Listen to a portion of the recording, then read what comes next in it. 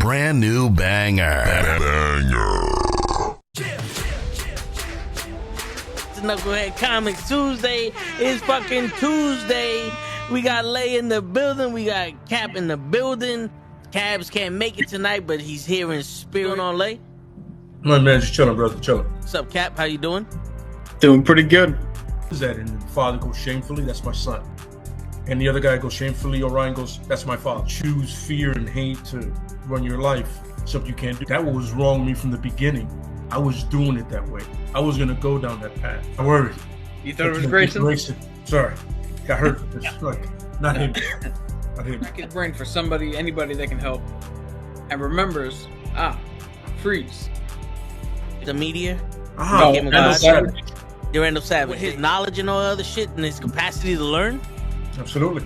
This is the only vegan I'll ever eat is grilled chicken wings, because that's like vegan to me. You know what I'm saying? Because the chicken wings are supposed to be fried, but you grill the chicken wings and you put it in some sauce and give it some blue cheese. Is vegan. That's vegan. Like regular moo cow fuck milk. Put it in some Honey Nut Cheerios. Vegan, because Honey Nut Cheerios good for your heart. You know what I'm saying? Can I steal the question from Cabs? I got it right. Look at this. I would also like to steal. I would also like to steal. I would also like to steal. You're too late. Wow. I stay loose, I stay hype, I stay loose, I stay hype, I stay loose, I stay hype. I could do this all night, cause I do what I like. Yeah, I do what I like, yeah, I do what I like. Sipping goose, sip is right, and I go with the flow. Yeah, I go with the flow, yeah, I go with the flow. Cause I know I'm the show. In the zone, here I go. In the zone, here I go. In the zone, here I go. Yeah, they know I'm a pro.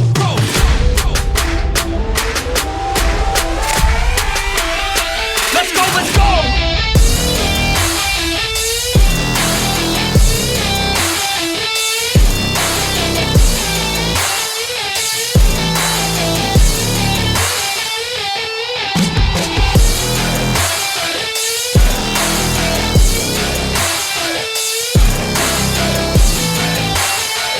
Yeah! Let's go! Here I go, I get lit, I get hyped for this shit! That's right.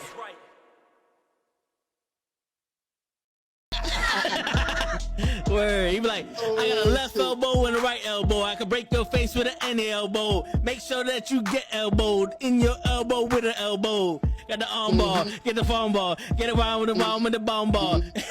Daddy's gonna take you to Jersey Shore. No, we'll do it live. Fuck it. What's going on, everybody? It's a fucking Knucklehead Network. It's Knucklehead Comics in the building. They first blamed the quantity, then they blaming the quality, and now they blaming the fucking fans for the lower viewership. And we here to really talk about that motherfucker. What's really happening? Because we got the inside scoop. You see my man got an umbrella in the corner. That means he's prepared for anything. We got Cap in the building. They just call him V. What's going on? It's fucking Tuesday night, and we out here. We live. We in living color. What's going on, guys? What do you mean, just V? Where's that from? Huh? What do you mean, just V? Where's that from? None. You know, I put random shit. I know. That's why I'm asking. This one I don't get. He got a V for Vendetta. No, just V. I'm Vic. Just V. Oh, okay, gotcha.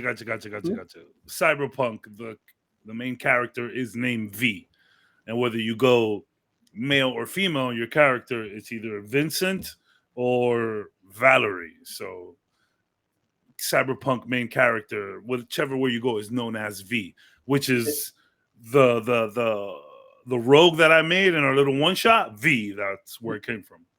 Yeah, that's why I stopped playing Cyberpunk, because I'm not Vincent. You could be Valerie. Yeah. I was both Vincent and Valerie. I had multiple characters in that game. I would be Valerie. That's a badass song from Amy Winehouse. That is a good song from Amy Winehouse. Cheers, fellas. Cheers, bruh. Cheers to Loki episode 5. Yeah. Oh, I want to know your thoughts. Yeah. Because of the time phasing. Yeah. Time phasing actually had like a real meaning this episode, though. So I was more into it. Like, this is Loki deliberately time phasing, getting the Time Avengers together. This is the Time Avengers. Easy. Like I picked that up in the beginning. But yeah. This felt different. The what is it? The God of Stories. That's what Loki is now. The God of Stories, which is a run that he had where he just feels like he wants to like be a better person.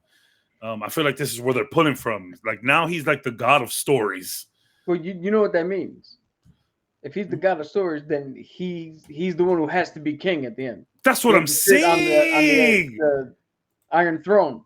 That's what I'm saying. So like, I feel like this episode 5 to me, and we didn't even do introductions or nothing. We get right into it. Episode 5, Loki season 2, episode 5 was type dope, and I really enjoyed it.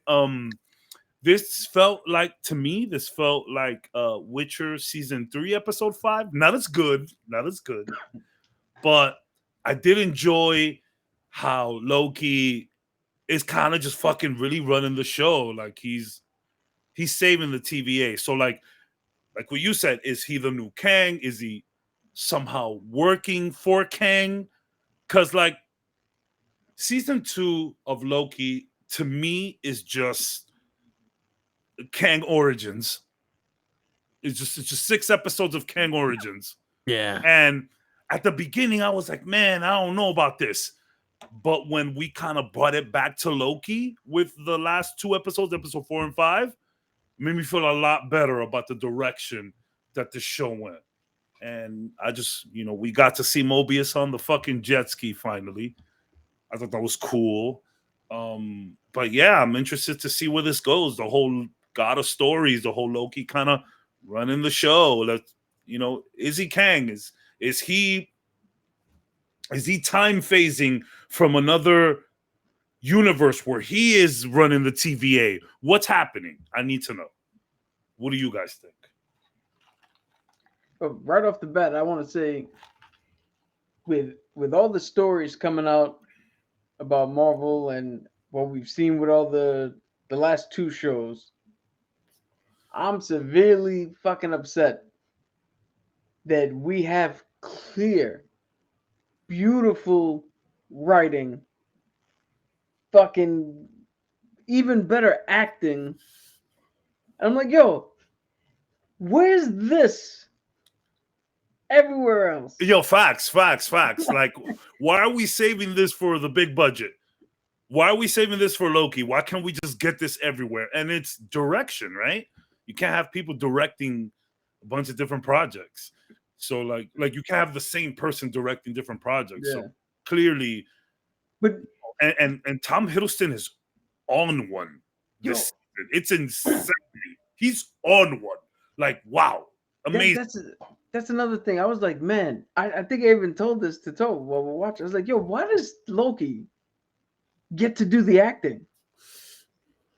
It's insane. Like, Thor's treated like a buffoon. It's insane. Tom Hiddleston gets to come out here and like emote and have different range and facts. It is Jesus Christ. It is crazy how good Tom is acting right now. It is absurd. Yeah.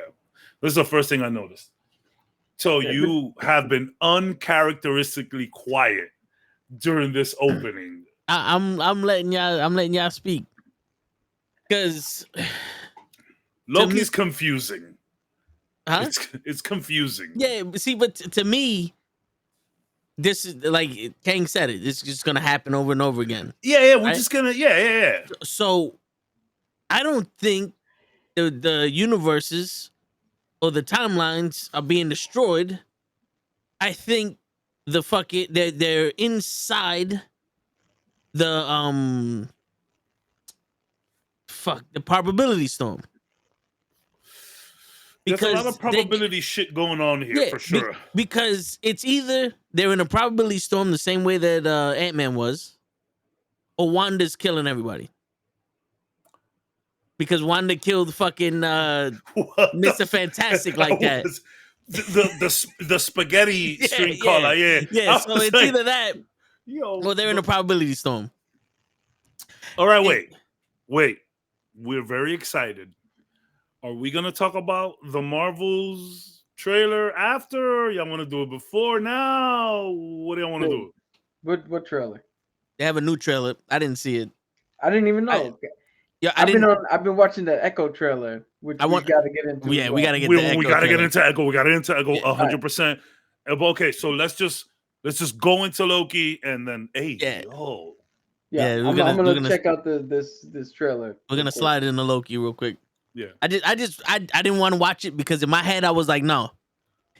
I would honestly say, hey, Cap, before you, I know how you are with spoilers. You really don't care, like you still enjoy it. I would suggest you don't watch it, cause I'm living in a perfect world right now. there's some exciting stuff happening. Yeah. People are going off with their theories, which I think are not correct, and I wanted to talk about it here. But if y'all don't, it's cool.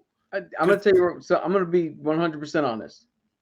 I'm going to watch this trailer because I need something. Yeah, to make me want to go to the theater. That's the one. That's the trailer. That's the trailer. All right. Yeah, that's the one. So I'm gonna be quiet for exactly 2 minutes and 1 second. Okay, all right, good. So, yo, for me, Loki it's one of those things. Like I'm sitting there, I'm like, all right, so he's making the TVA. So now everybody's assumption of we were ripped from our timelines to be here is wrong. Everyone came willingly. At least these 4 people did. So now I wouldn't say willingly, but they understood the assignment. Yeah. But you know, it's one of those things. It's like this is rewriting history, like you said, rewriting the origins of Kang. No, now, the god of stories. Yeah. So now think about this: we got one Kang in Ant-Man that's been sucked into his energy shit for his time machine. Another one that's been in a probability storm. The insider of that fucking energy shit, when they embiggened it, was a probability storm. So now they're inside the energy source of the time travel, which essentially made time travel and being able to control the timeline possible. Mm-hmm. So maybe both of these Kangs are stuck the same way Loki was. And if they ever decide, like if they do build this shit again and they do fucking wrap up, they might just come right out of it. Now, this is a theory I've heard from somebody else. This is something I was thinking about because, in all honesty, Kang has to come back somehow. And we already see, there's a lot of foreshadowing. I've seen a lot of foreshadowing in this fucking show. And I think the same way that they got Loki out of the time looping is the same way they're gonna Kang one of the Kangs. So Victor Timely got spaghettied. Yeah, he got wandered. But he's in the multiverse somewhere. Like I don't think that was the end of Victor. Nah, I don't believe that at all. Man, do you remember a time where we could just make assumptions and pie in the sky theories about the MCU and not have to worry about multiverses and shit? Because it's like, fuck, dog. It is a bit confusing to keep up, but I really enjoyed it. I think episode 5 is the best episode I've seen. Funny, coming from the guy that didn't enjoy all the time phasing in part 1. When we gave the time phasing some weight, though. Yes. At first, it's like, okay, he's time phasing everywhere because he came back. And it's like, oh, let's fix it. Boom. Now it's like, okay, time phasing has a purpose at this point, has a reason. So my question is this same Loki time phasing everywhere, getting it? Or is there like a consciousness? If there's like another Loki somewhere else putting a different Loki in different scenarios and spots to get these people, it gets a little confusing. I think it's one. It's the Loki, right? That's what I'm thinking. Time slipping is, you know how Sylvie had He Who Remains temporal machine. Yeah, the tempad. The tempad. I think Loki has found a way to be the tempad himself. Yeah. Real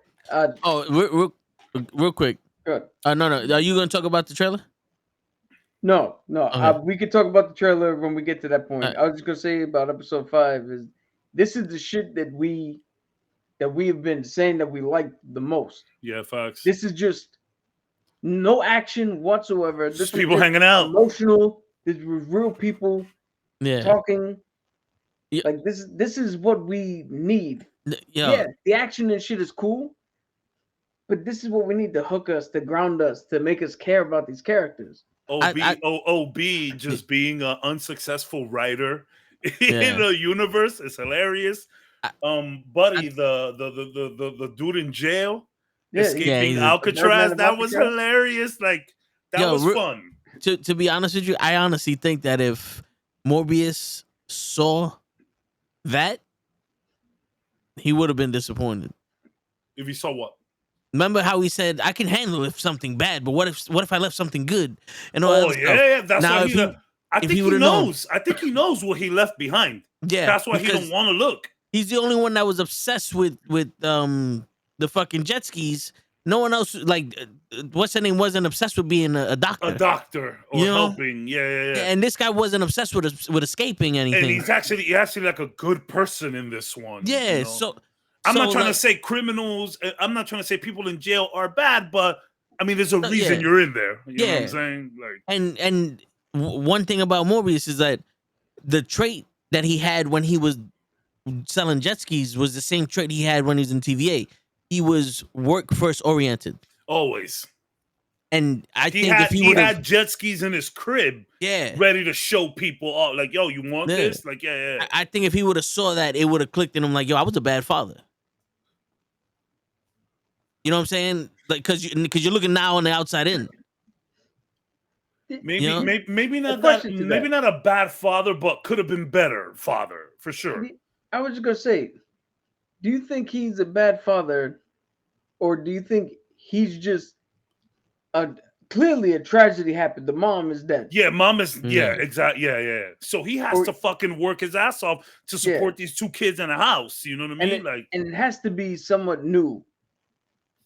Because it doesn't look like they have their shit together yet.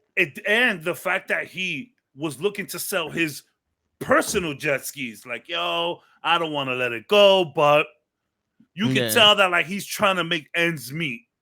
So when Loki shows up and he's like, yo, listen, this is gonna be weird, but you're part of this time variance authority where we do this and this and that. And he's like, yo, I got kids. I ain't going nowhere. Bro, your kids are in danger too. He's like, all right, we're doing it for the kids and whatever. And that makes a lot of sense. So, like, I wouldn't want to look back at that. If I left my timeline to go for the better good of the earth and my children, and someone tells me about this and I'm seeing it, like, I wouldn't want to see my life. I wouldn't want to see my kids. It'll hurt every time. Yeah. It'll hurt every time. I do. Reminds me of Interstellar. When Buddy's just crying like, yo, bro, do not go. Stay there with your kids. Don't do this. It's a bad move. Yeah. I do have a question, though. So they said, oh, you don't want to see your life on the timeline. Are we sure that the Morbius we met is our Morbius from the TVA? And not just a variant who's living on a timeline. Well, I would hope, because then that just makes it even more fucking confusing. I would hope this is our Morbius. I'm trusting that this is our Morbius. My thinking is, if everybody unraveled at the TVA, that's essentially a pruning. Why would you go back? Like, why would the unraveling send you back to where you were and not to the end of time? This is the thing, though. They're not sending you back. Loki is time jumping, so he's jumping back into a time that wasn't erased yet. So, because ultimately, where Loki is time skipping from, this is already done. Yeah, he's making these people variants by the team has already been assembled. Yeah, at the time where Loki is phasing. So he's making them variants. He's making them. Bro, I remember when we could just, like we could just pie in the sky about who's gonna show up. Now we gotta do math and quantum physics and shit. I get all that, but peep this. Some of the branches were already destroyed. Yes. So are we just gonna sit here and conveniently go, oh, all these people's branches were not the ones we know were not destroyed, and he was able to go back in time to their branches and get them before they joined the TVA. Before they were destroyed. Again, is it like this, like the No Way Home, where they're like, yo, find me Peter Parker, and Peter Parker showed up? No. Because here's the thing. That's a good question. This is the thing. What happened was all of that energy went somewhere, right? So the energy basically put them into a probability storm. Loki is time jumping. Well, that's what they call it, right? Time skipping into other timelines. And basically he's able to manipulate the probability that he finds his Morbius. Right? So you could be right. This is there's multiple Morbiuses. So this is the probability of Morbius never going to the TVA, of this girl never going to TVA, of what's his name never going to TVA and living normal lives. And now Loki has to take these same people and bring them into the TVA, because that's the only thing that makes sense if they're gonna keep going back. Because if you notice, they always get destroyed, because probability wise, when this thing blows up, this timeline gets destroyed. So you have it's gonna keep sending you to these places for you to fix the problem, because now you're in the probability storm. Yeah. Because technically, if time ends, there's no way Loki could skip. Yeah, there's no time to flow through. Yeah. One of the realest things that Cap has ever said in this podcast that we've been doing for 2 some odd years, one of the realest things Cap ever said was, yo, when Marvel, during their comic book phase, started doing this multiverse shit, it also got confusing, and a lot of people tuned out, because you can just... So, like, again, that's my theme of this episode, at least my personal theme, how it was just easy to pie in the sky back in the day about who's showing up. Now the pie in the sky is who's in the timeline, where we at, who's in the future, who's in the past, who's in the present. Like, there's a lot of homework to do now. And going to the title of this episode, I think people don't want to math no more. It's like, bruh, it was cool when we was waiting. Think about the MCU. Amazing movies, but it was always about what came next and who came next, who showed up. Yo, who are we going to see in the after credit scenes? What cameo is going to show up in the movie? Now it's like, yeah, that's still there. That magic is still there, but what timeline are they coming from? Is it the right person? Like, they're talking about bringing Robert Downey Jr. in. I think that's the biggest mistake we can make right now. Yeah, seriously. Like, pie in the sky, Cabs. Pie in the sky theory. Please. This is still one timeline. Yeah. With the probability of multiple universes. Yeah, facts. So basically, because you've seen the trailer. I heard something. I 1,000,000% agree. Now, if I'm wrong, tell me I'm wrong, but this is what I heard. Something to this effect is going to affect the Marvels. Yeah, well, so, like, the Marvels are going to have to do something with what's going on a little bit, breaking the fucking time, into another universe and shit like that. So, something. Yeah, it's happening. Yeah, not quite this. No, but I know Miss Kamala Khan can jump into another universe with her bangles, and they have a weird little time skipping thing that they're doing on their own, where they're phasing through. They're not phasing through timelines, but they're phasing through their bodies. So imagine this, Cabs. Imagine Victor Timely is the same Kang that's in the quantum realm. The other Kangs that are coming are not what we expected. They're not all running timelines in their multiverse. They are locked away. Okay, in one timeline? No, they're locked away somewhere in in another thing, And a like separate thing. in a separate universe, maybe where Kamala Khan is or something like that, right? And Yeah. they, now that Victor Timely has gone, can now invade this timeline to take over it. So Because he didn't make a multiverse, he made a probability verse where all the probabilities of the outcomes of what his choices are came to life. And it's still one multiverse that just got overcome by a probability storm. And the Kang dynasty and all that other shit is all those Kangs fighting. And we have to figure out a way to stop the probability storm. So I hear that, but look at what Anthony just said. And do we think that this has anything to do with it? I feel like there's a lot of backpedaling on a lot of stuff because of what happened with Jonathan Majors. I think that when all of this shit happened, they're like, yo, we need a plan B.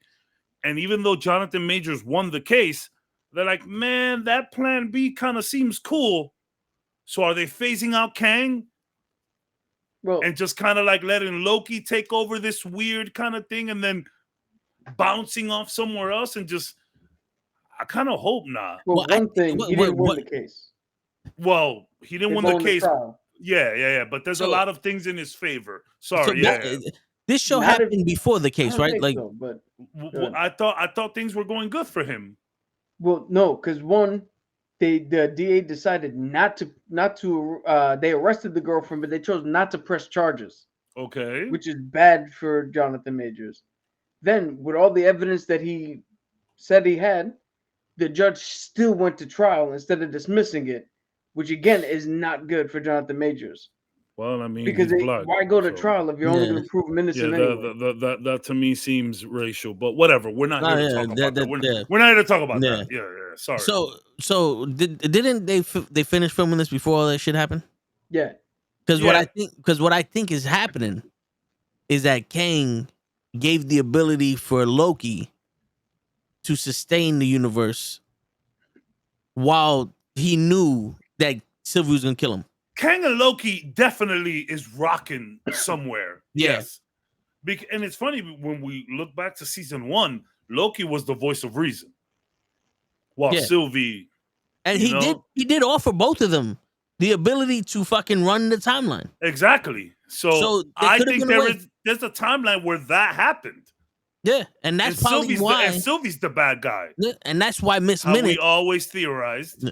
and that's why Miss Minutes got to be pissed at Kang, because we want to believe it's a love story, but imagine Miss Minutes was when you die, I take over.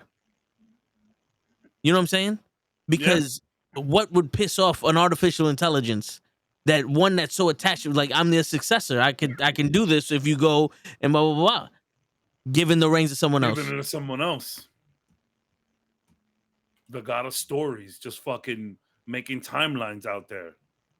Yeah. I loved episode 5. I The one that's- really like the like one that's I left. was, you know, Loki season 2 has been a little up and down, but I really enjoyed episode 5. Yeah. Yeah. But the one that's left gave the one that's there the power.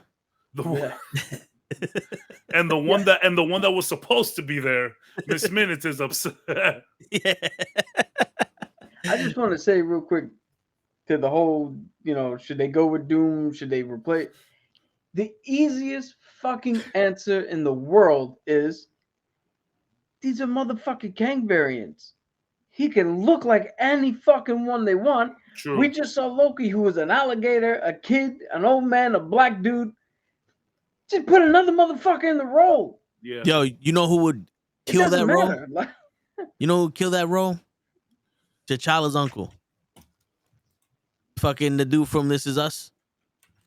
oh, Sterling K. Brown? Yeah. He would kill that role.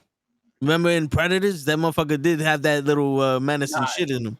Nah, there's only one person who can replace Jonathan Majors. Going on, Habibi? Mark Wahlberg. Fuck that. If Mark Wahlberg's in this shit, I'm not watching Marvel no more. I mean, he single-handedly saved the Transformers franchise. What's up, Big Food? So yeah, maybe we can just turn Kang into a Nathaniel Richards variant.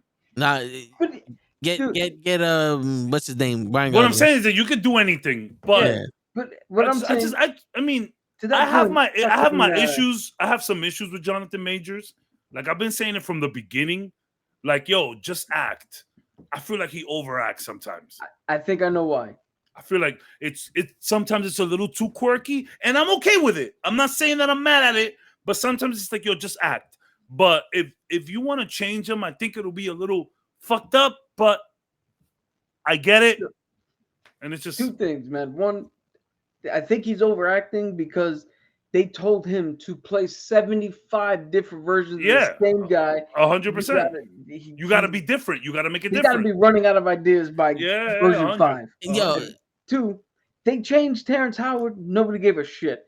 They changed Edward Norton. Nobody gave a shit. Yeah. Who else did they change? Just like we don't have to go that into it and make it like we don't have to weave it into the story. Just fucking change him. You don't have to. If you want to, cool, but you don't have to. We're all waiting for the version of Kang that we're really supposed to be afraid of. Yeah.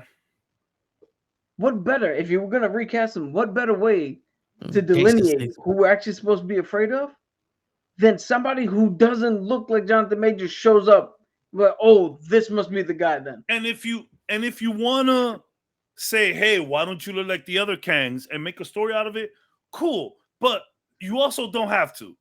We all grew up in the Aunt Viv phase. Yeah. You know what I'm saying? No one asked questions about Aunt Viv until we all got older. When we were kids, it was like, oh, it's a new Aunt Viv.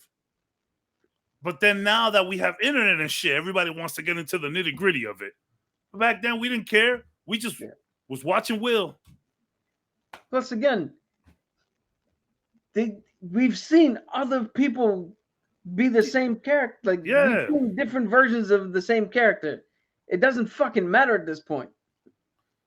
To be honest, I think the whole Rhodey being a squirrel thing, I kind of think they went with it because of the change earlier from I forget this guy's name to Don Cheadle. Howard? Yeah, from Terrence Howard. Yeah. There was like, because of that, let's just make him the scroll. No, and we all saw how that happened. We all saw how that worked out. Yeah. We all know what it looks like when you do something without a plan. And I'm saying this from the standpoint of a DM. Because when you show up at the table and you're supposed to tell a story, but you didn't plan that session and you just wing it, it clear as day. Oh, something got fucked up.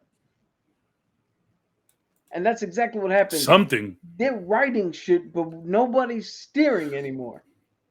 And it's funny because Marvel has always kind of written themselves into weird corners. This isn't new, but now with all of this multiverse shit, and now with everyone having a podcast, and now with everyone kind of giving their own opinion on social media, you got people that are just looking for plot holes. So, Anthony, there's rumors if they keep Kang, they might combine his storyline with the alternate Reed Richards that became a villain.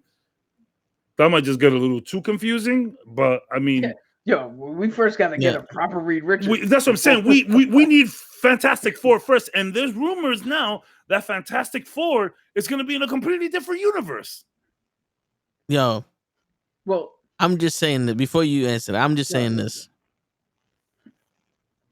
For everybody that came up with these rumors, I want to believe that people that are now being hired by Marvel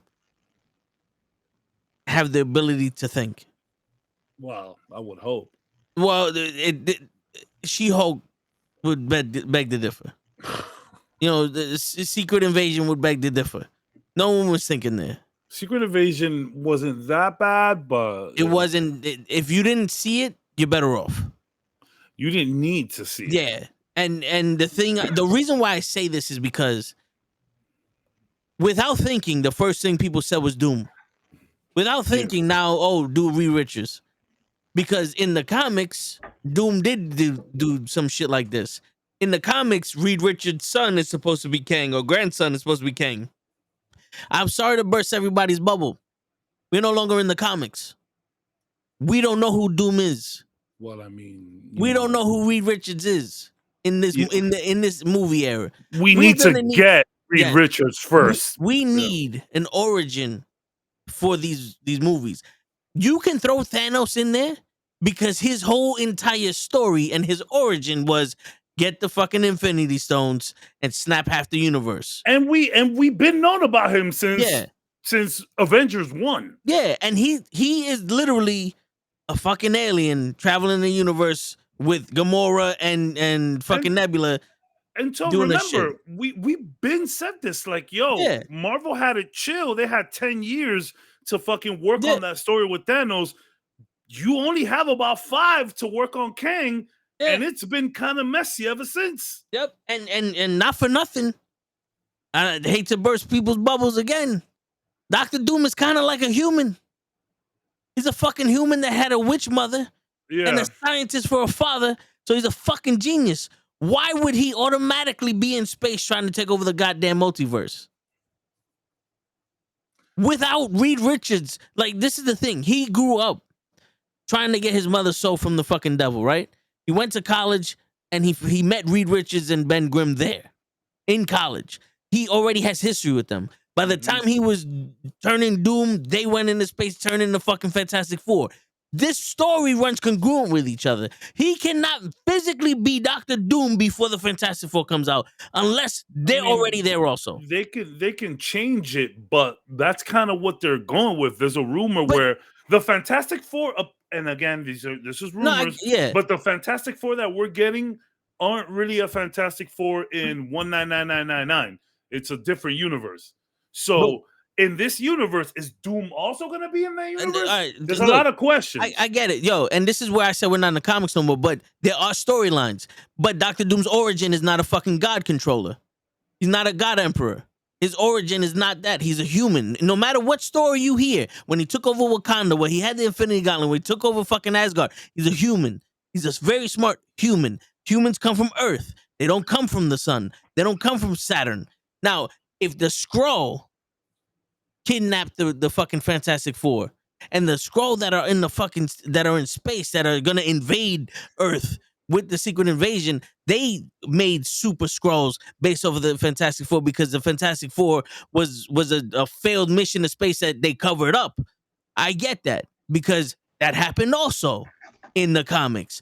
But then we need that story to come up. And where the fuck is Doom? They didn't capture Doom. And that's the problem. I think Marvel has gotten to a point where the question of where have they been this whole time is we're kind of asking it too much now.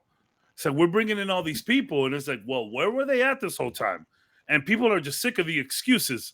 And now with this whole rumor about Fantastic Four, the whole question of where are they now? It's like, oh, well, they were in a different universe. And it's like, well, we've been having multiversal wars the last couple of years. They ain't heard nothing. They ain't heard a peep. No one seen nothing on a scanner. No peep, peep, peep, peep, peep anywhere. This is why I'm saying. This is why I'm saying. I hear you. The people need to think. You can't just throw shit out there. Yeah. We gotta make it work within the MCU. The same thing with Spider-Man when he showed up. The whole fucking Civil War where they took pieces and took other pieces. So, I mean, we're pieing in the sky in a more critical way at this point, maybe. But it's just Marvel is really confusing now, where it's like, and I don't know, because maybe we didn't know about Marvel enough, about the MCU enough back in the day, where we didn't know that people were always gonna show up and this. So now when we think about, okay, who's gonna show up next? What are we doing next? There's too much ambiguity around that. Yeah. Where it's like, man, they could just fucking bring anybody and from this universe and that universe, and it's like 838. Are we ever gonna go back to 838 again, or is just 838 just dead? Yo, if it was up to me, there would be no more 838s. I would honestly, I would fuck around and do a Saw shit. where one of these movies fucking connect the dots for everybody. How So funny. That way people will be like, oh, this fucking this phase sucked because none of it worked with each other. They didn't explain none. And then one movie goes, what Miss Marvel did over here activated that. What they did activated that. What did this activated this. And then everything needed to happen. And then you sit there, oh, look at the way they did that. Like you forget everything that you was disappointed. How funny would be if in like Loki episode 6, you have just Loki going through different universes, like 838, delete, paint, delete. Yeah. He's just I'd be more impressed if Loki turned around and was like, dude, when did that get there? And it's just a hand in the ocean. like And what? Delete. Somebody noticed it. And then we get to move on. Yeah, there's just it's too much. It's just too much questions at this point. You know what it is? It's because a lot of people have been saying, and different podcasts that I've been watching and different things, that it has now gotten to the point where it's too much Yeah. to watch. And Marvel themselves have admitted, Yeah, they know. it's too much. Yeah. So to your point, 6 it's like, how episodes come will never be this too much. wasn't a thing in the past. It's not that 6 episodes is too much. It's just that there's too much show. There's too much content. There's too much content. And Yeah. before, we had Iron Man came out, and then we had a Time to Breathe. And then the next thing came out, and Time to Breathe. And here, there's no time to breathe. It's just the next thing, the next thing, the next thing, the next thing, the next thing, the next thing. And for people who are not doing this, if it was easy to follow, it wouldn't be a problem though. Yeah. And that's what I think. Phase 1, 2, and 3, that shit was easy to follow. We didn't have multiverses and shit. And the craziest shit that would get us would be like, oh shit, he said Wakanda 5 years ago. We ain't even know. You know what I'm saying? Now it's like, it's confusing to keep up. We remember Marvel got big, phase 2, phase 3, and people were like legit going back and doing homework. No one wants to do homework anymore. Yeah. Also, check this out. Thor Ragnarok came out in what, 2017? Jesus Christ. Then we got Thor Love and Thunder, like what, 5 or 6 years later? Something like that? Shang-Chi still sitting with no sequel coming out. Yo, bro. Sitting with no sequels. Like, we had a group of characters in which we had multiple movies, then they teamed up, multiple team-ups, and it centered around something. Here, we're just like, here's 57 characters, and now here's 57 more. Like, there's no fucking... Which is... the first real sequel we have, or the only sequels we got, Guardians, which we've had in the first fucking phases. Yeah. Wakanda Forever, which we had in the first fucking phases. Loki, which we had in the first fucking phases. Nobody in this new set has gotten their own fucking... has gotten a sequel or... And it's because of... it's because of... Captain Marvel getting... Well, that's the first one we're really getting. Yeah. But that's because of too much... There's so much content that they can't keep up with the content. If we have a problem keeping up with the content, that's one thing. But if you guys that are pushing out the content are also having a problem keeping up, that's crazy. Because to Cap's point, think about phase 1 and phase 2. How long did we leave anybody in the Bunsen burner? Like, how long did we leave somebody without seeing a proper sequel? Like, it doesn't happen. But Shang-Chi, we really haven't heard shit. Yo, how many movies did Iron Man get all 3 before? He got all 3 before, definitely in Infinity War. All 3 before. He got 2 before the Avengers, and the third one was right after the Avengers. Remember the third one? He suffered from post-traumatic stress from throwing the bomb in outer space. So here he had 2 before the big movie. Cap had like 2 before the big movie. Or he had 1 before the big movie and then 2 after, before the next thing. Like, everybody had their fucking... Yeah. All the cogs or all the toys were being used. And now we were supposed to move on to a new set of toys. But this is like the kid who you give a box of toys and he picks one and is like, cool, next one. Yeah. Cool, next one. It's like... Yeah. Yeah, it's sad. Well, Give me a second. I'm gonna go to the bathroom. the problem is they're introducing all these new characters with the old characters. Like Doctor Strange, they introduced fucking America Rodriguez, America Chavez with Doctor Strange.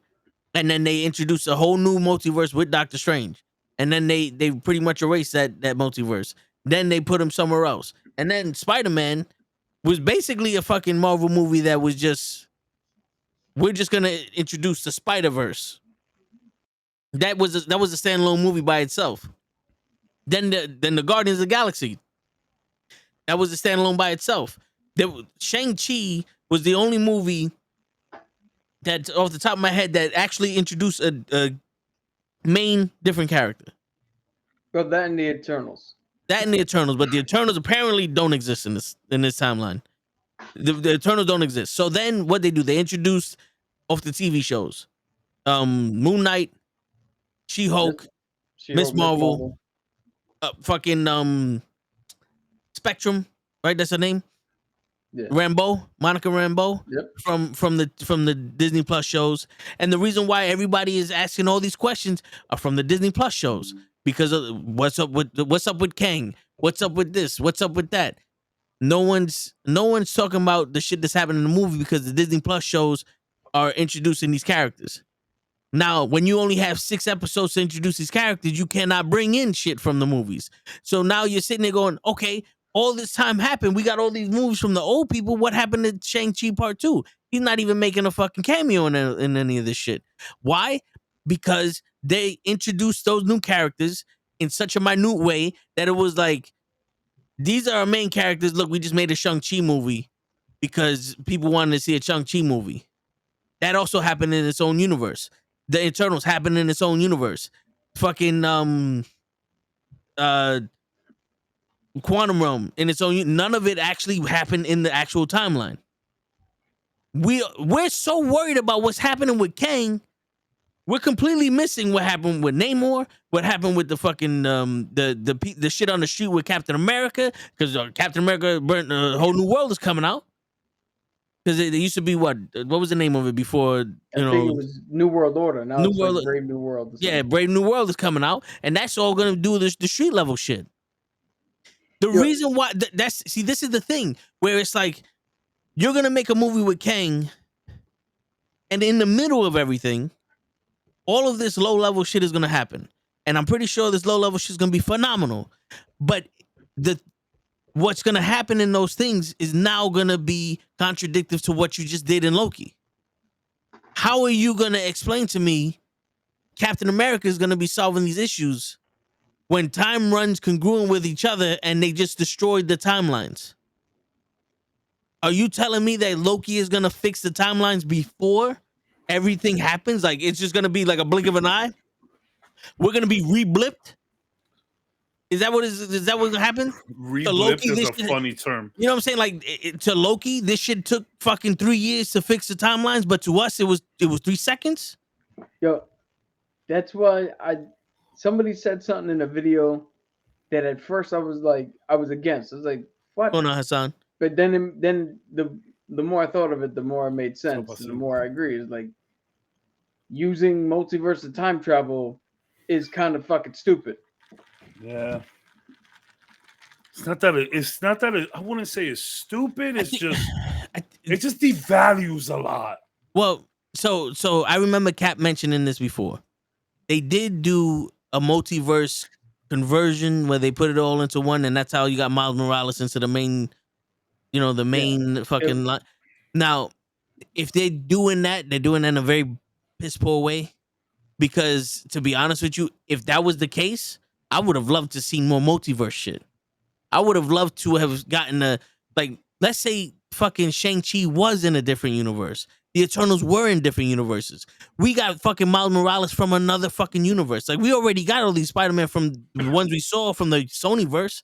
Why wouldn't you introduce those people? So that way, when you did have a fucking universal war with Kang, it's like, yo, I know you guys want to save everybody's lives, but we're gonna have to do what the original Kang did and make one fucking multiverse. And try to just put everybody into this one. Which is kind of what they're going for with Secret Wars. They're just going to reboot everything to like, yo, here, We're gonna be rebooted into a universe where the X-Men and the Avengers have always existed. Picture this. By the time we get to Kang Dynasty and Secret War, the two Avengers movies, how many people are we gonna have to explain who Kate Bishop is, who Shang-Chi is, who Kamala Khan is, who Moon Knight is, if he's even in there, who this new Blade is? I don't think we're gonna get Blade anytime Just say soon. Wesley Snipes. Like all these characters that showed up once and they're gonna show up in these movies, they're gonna be completely overshadowed by the fact that Ryan Reynolds' Deadpool is probably gonna be in there. We already know Hugh Jackman Wolverine is gonna be in there. There's talks that Peter Parker, Tobey Maguire Spider-Man is gonna be in there, like headlining apparently. Yeah. So what? You have 3 characters who are 10 times more known showing up in your movie, that when the other characters that are supposed to have been here, nobody's gonna give a shit. And that's why the shows are there. But we're gonna give a shit that Sam picked up the shield and is leading an Avengers team. Hugh Jackman's sitting on screen right now. Unless I never thought of it like that before. Unless that Secret Wars is Sam picking up the shield and leading the Avengers team against the X-Men. But even so, everybody's gonna be more concerned with the X-Men then. Who's playing X-Men? Which X-Men are gonna show up? You never know. So you never know. Your black shirt meshes into your black chair, and you got like a real Into the Spider-Verse Kingpin thing going on right now, where I just see your head, and it's just like, you look fucking brolic. That shit looks great. My bad. Yo, son, I was like, especially when you did that. My bad. Yeah, there's a lot, bro. There's a lot going on. There's just a lot going on, even for the fans. Like, and you know me, like I'm gonna love the MCU forever, but fuck it. Even for me, it's a lot. You know, I hate this shit because I'm a guy. I'm a glutton. I want a lot. Mr. Loki, you tell us where Blade fits in. Word. You tell us. I honestly think that this is bad fucking. They just threw paint on a wall and called it art. Because, in all honesty, I'm telling you now, Moon Knight was awesome, but they didn't take advantage of anything from Moon Knight. Moon Knight could have showed a fucking iteration of Kang. They showed Alexander. I thought that was what we're gonna do when they went into the pyramids. Yeah. I thought we were gonna see Rama-Tut. That's what I thought. I really was like, "What? We're gonna do this?" But no.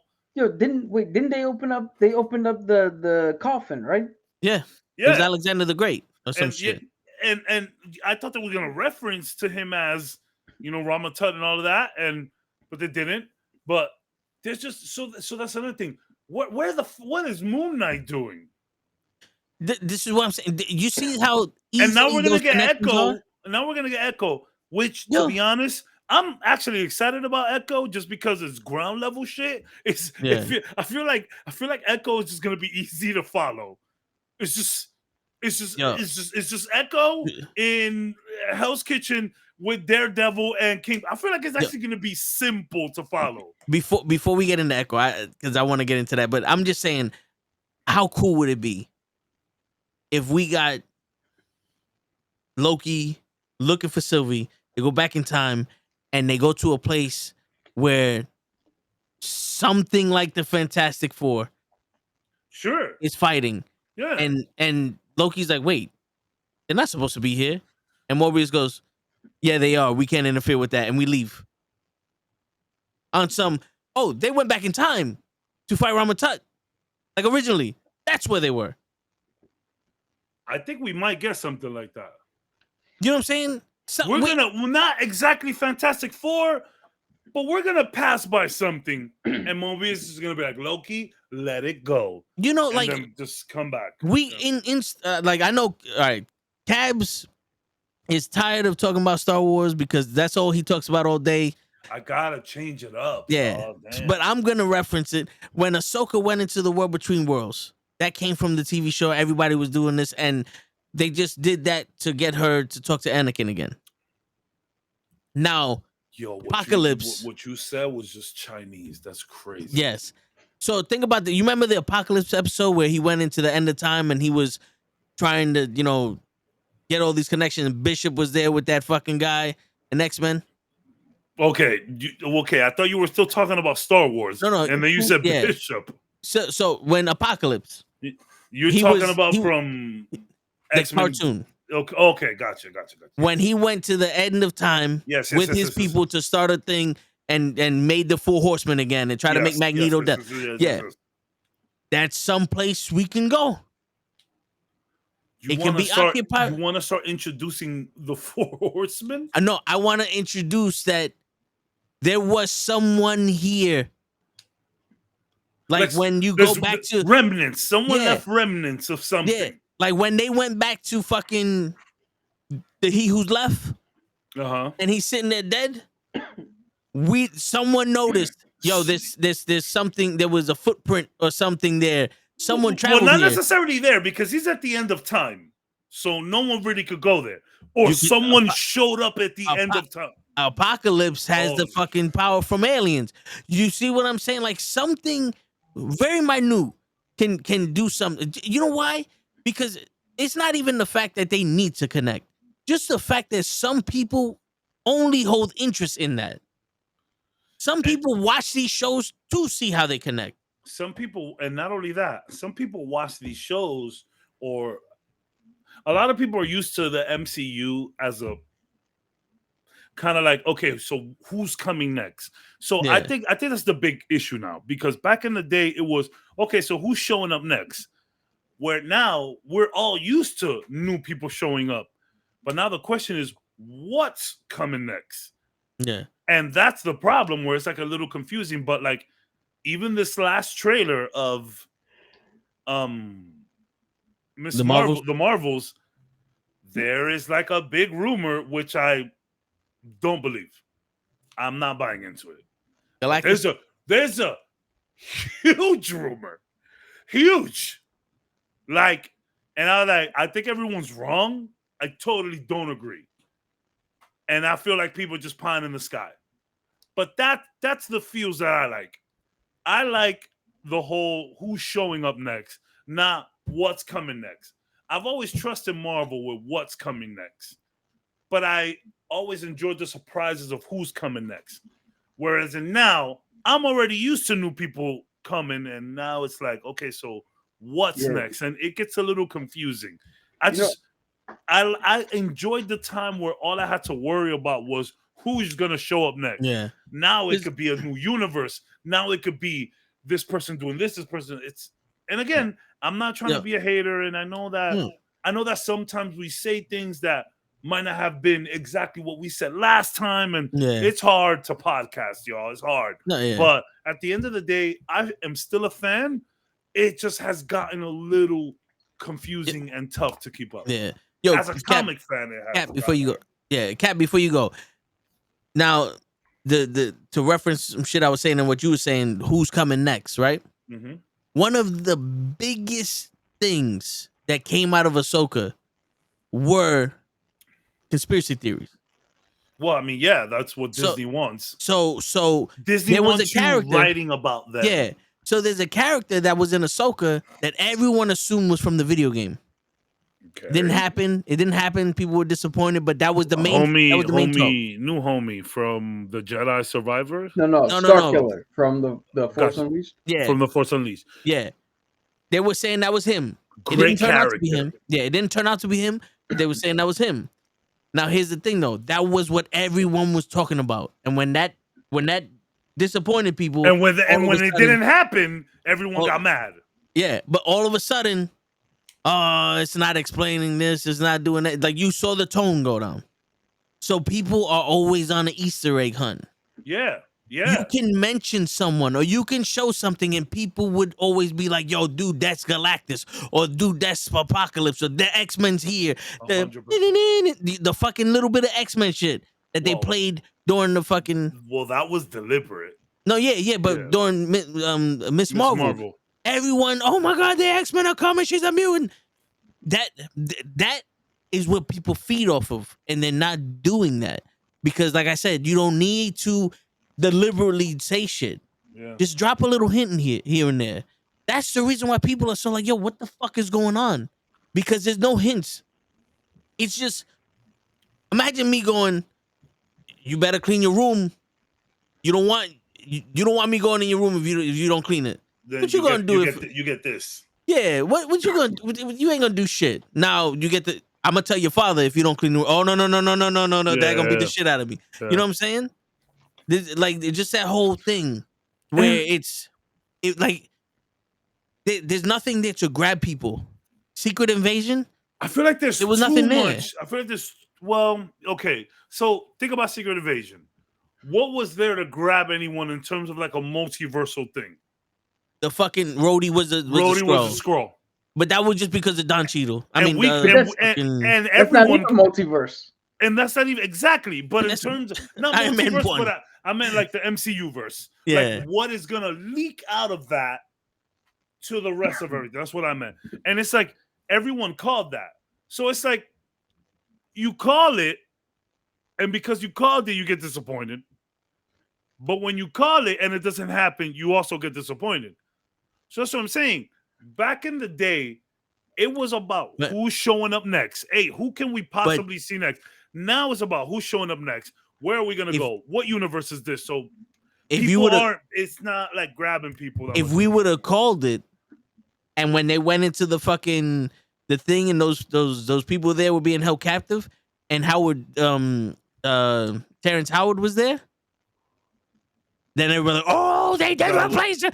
That would have busted so many nuts. So look at Mr. Loki. Look at what Mr. Loki said. I don't know. It feels like Marvel is playing or just going for new characters to write. So that's what I'm trying to get at, right? Where back in the day, the point was who is next?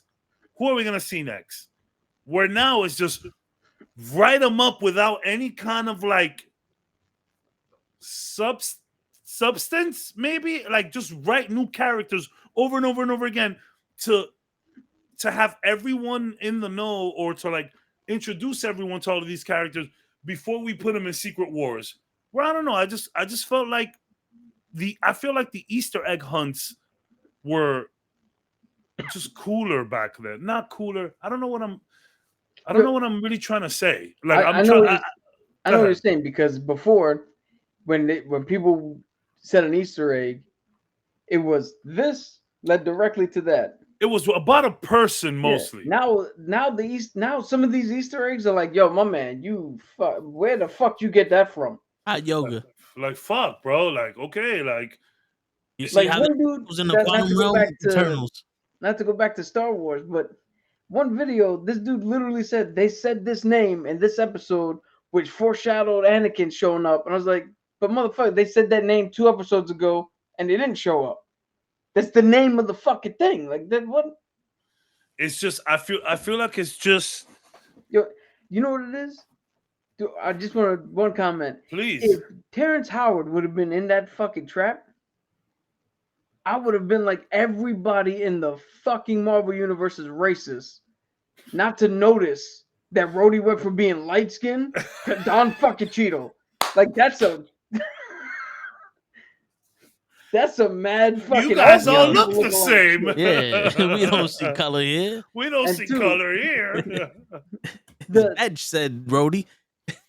That's funny. You remember a few years ago, the WWE. I know, Cabs, you're not that much into wrestling, but a few years ago, the WWE was in a crisis. Yo, I was wondering where Ty was.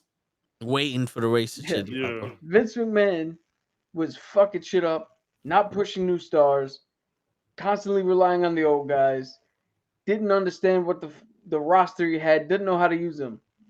That I feel is like what's happening now in Marvel. They refuse to make new stars. They just brought a bunch of people on the roster but we're still using the old fucking wrestlers. We're still using the old characters, Yeah, I see what you're saying. and they refuse to make the new ones. Because Or at least make the new ones interesting. Yeah, because look at what do we get? the from new Shang- one. we Well, brought or up give them Shang-Chi again, right? enough time, because let's think about the new ones. Rely on them. We got Yeah. Shang-Chi. There's like, at this point, I might have just preferred a Shang-Chi show if I could have just had him a couple more for a longer time. But Then we here's got the Miss thing. Marvel, who's getting her stuff. Congrats Yep. to you. And then where's Moon Knight? She Where's got that- She-Hulk? Where's that Oh. beacon? Where's that Miss Marvel's beacon? getting her shine now, but what came out of Shang-Chi? It was supposed to be that Shang-Chi was going to return, and his sister was going to return as the new leader of the Ten Rings. Mm-hmm. Instead, we got how Abomination broke out of jail for 2 minutes to go fight Wong. Well, no, That's the only thing we got from Shang-Chi. we did see Miss Marvel, and was talking about, like the beacon, and that she didn't know where this tech came from. So the thing is, where's that tech? Is this tech just going to turn into the bands? Are we going to see that now? I think what we can all get out of the last hour of speaking is that we want more Shang-Chi. Like what? Yeah. Where is Shang-Chi? I want more Shang-Chi before the actor, which I butcher his name all the fucking time. Gabriel Iglesias. Simu Liu. There you go. Simu. So I want more Shang-Chi before Simu Liu talks himself out of being fucking Shang-Chi. I think This that's what's motherfucker happening. gets some. Sometimes he's right. Yeah. Sometimes it's like, my man, shut the fuck up, bro. You Just did one chill, movie. Shut up. Just chill. Yo, but that's what I'm saying. Like, the problem is the Marvels are listening too much to people, and I honestly think that some of these podcasts that Marvel allows to show their clips when they do the Easter eggs and all other shit, they might be listening too much into them, because they got a lot of inside information when they do these fucking explanation of the shows and then all this other shit. They're like, yo, I know exactly what the story is. Nigga, are they telling you or you telling them? Because right now it seems like they're getting fucking references, or they getting outside consortiums to come in and tell them how to do a story. Let's see what's getting the clicks. Yeah, like these motherfuckers that are just coming up with shit. It seems like they're the ones telling Marvel, "Oh no, there's too much. The people don't want to watch because it's too much." Bullshit. You don't know, because this is one of the things I've heard. The subscribers to Disney Plus have risen. The viewership of the fucking the Marvel shows have declined. It's not because it's too much. It's because there's no reason to watch it.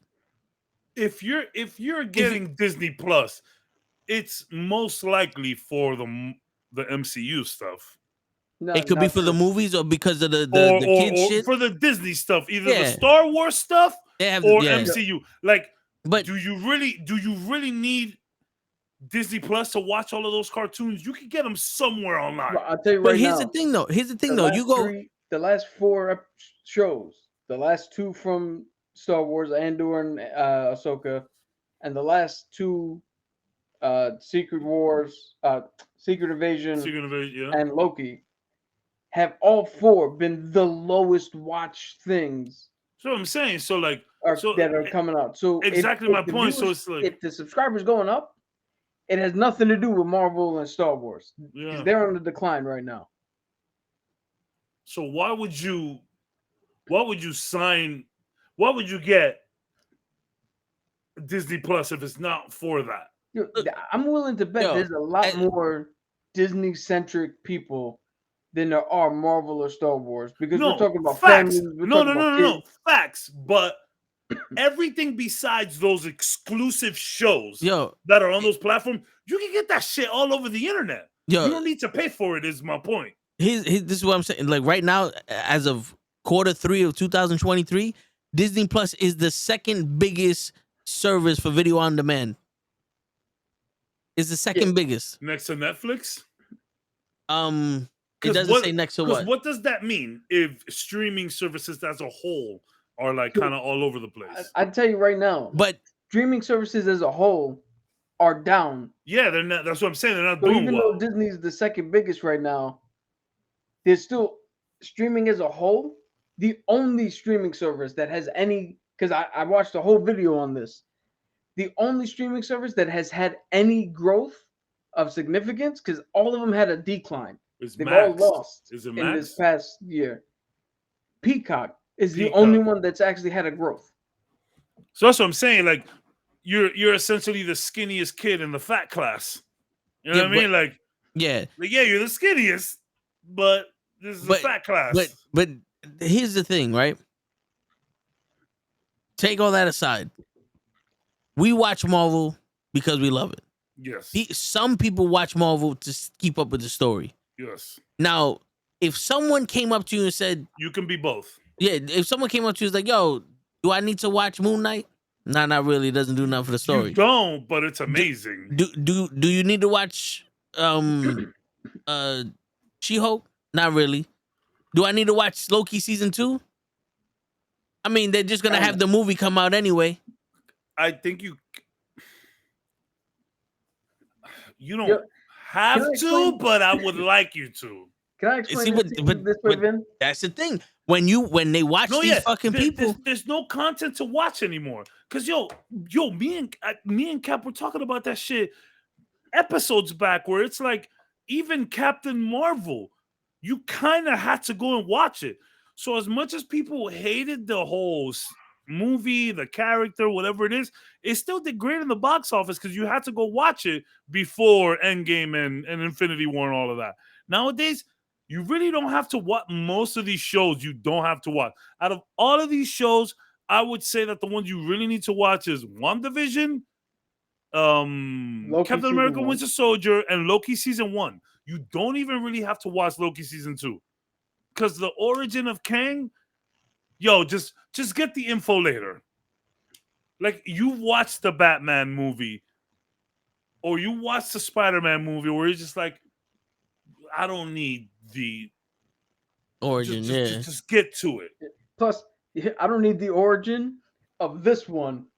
There's 57 other ones. That's what I'm saying, like, and it sucks that we're there because Marvel used to be must-see TV, and not all of it was great must-see TV, but it was still must-see. Like, you kind of had to watch Iron Man 3. You had to see him go through what he went through in that movie. You know what I'm saying? You had to watch Ant-Man 1. Did you have to watch Ant-Man 3? Maybe. They wanted it to be. They wanted it, but you literally had to watch Ant-Man 1 and 2. Yeah. And the craziest shit is you didn't have to watch Loki season 1 to know what happened in Ant-Man 3 because those Kangs were different. Yeah. The Kang in Loki season 1 would not have explained Kang in Quantum Realm. And you know what's funny? Despite Kevin Feige saying, "Oh, what Sylvie did help set off the chain in Spider-Man: No Way Home," did it really? Because if you didn't watch Loki season 1, Spider-Man: No Way Home still fucking happened. The reason the thing is because he fucked up the spell.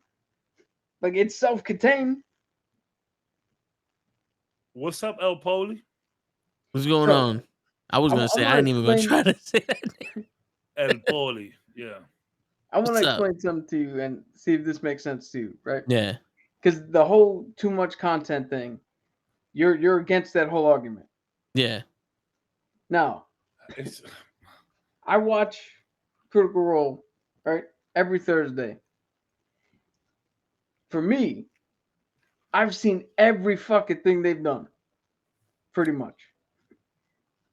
But if you ask me where to start, or what to watch, or you wanted to, to catch up, there's one season that has over 148 episodes at 4 to 5 hours each. There's a second season that has over 138 episodes, 4 to 5 hours each. There's this new season that's up to 76 episodes, 4 to 5 hours each. There's probably like 21 shots that are 4 to 5 hours each. Where are you diving in? If you're not on it from the beginning, there's too much for you to simply catch up. Where do you jump in? What do you watch? Do you need to watch something before you watch something else? So look at overwhelming. Look at what Mr. Loki said. We need follow up on new characters they made. Yeah. More than ever, we need Luis to just kind of tell us what's going on. Yo, but like honestly, or can you imagine just the same way they do the Groot shorts? We have Luis and Ant-Man shorts of the Ant-Man podcast. Yeah, and it's just them catching you up for 5-10 minutes. Literally, they don't have to do anything else. Just these two talking about shit. So let me answer your question, Cap. Consejo de fútbol. Yeah, this is the Wednesday sports. Miércoles. Yeah. These Puerto Ricans don't understand what you're saying, bro. Yo, son las 12 en la biblioteca. You know what consejos meant? Yeah, Jose Consejos? Hell yeah.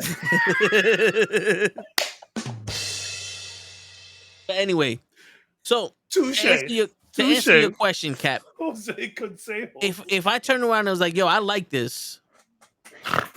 Yo, you made me snort, bro. No entiende español. Yo, if I turn around and was like, yo, I like this. Yo hablo español. Es todo no. Pero no sabe. Flaquito. No. Yo hablo español, mi primer idioma. Pero ellos son boricua, de Nueva York. Eso significa que no hablan nada de español. Sí. Yeah. I understood every word you just said. Yeah, but you can't speak it back to me. Yeah. Hold on.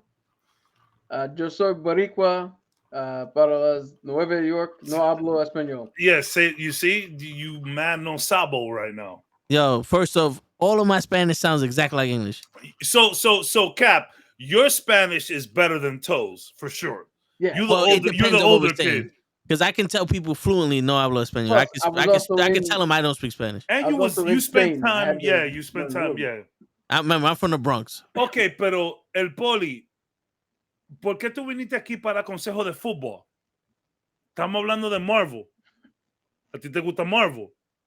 Si no te gusta Marvel, ven el miércoles, que aquí va a haber todos los consejos de fútbol que tú quieres. Bueno, no de fútbol, pero de deportes. we still not going to be talking about no fucking soccer.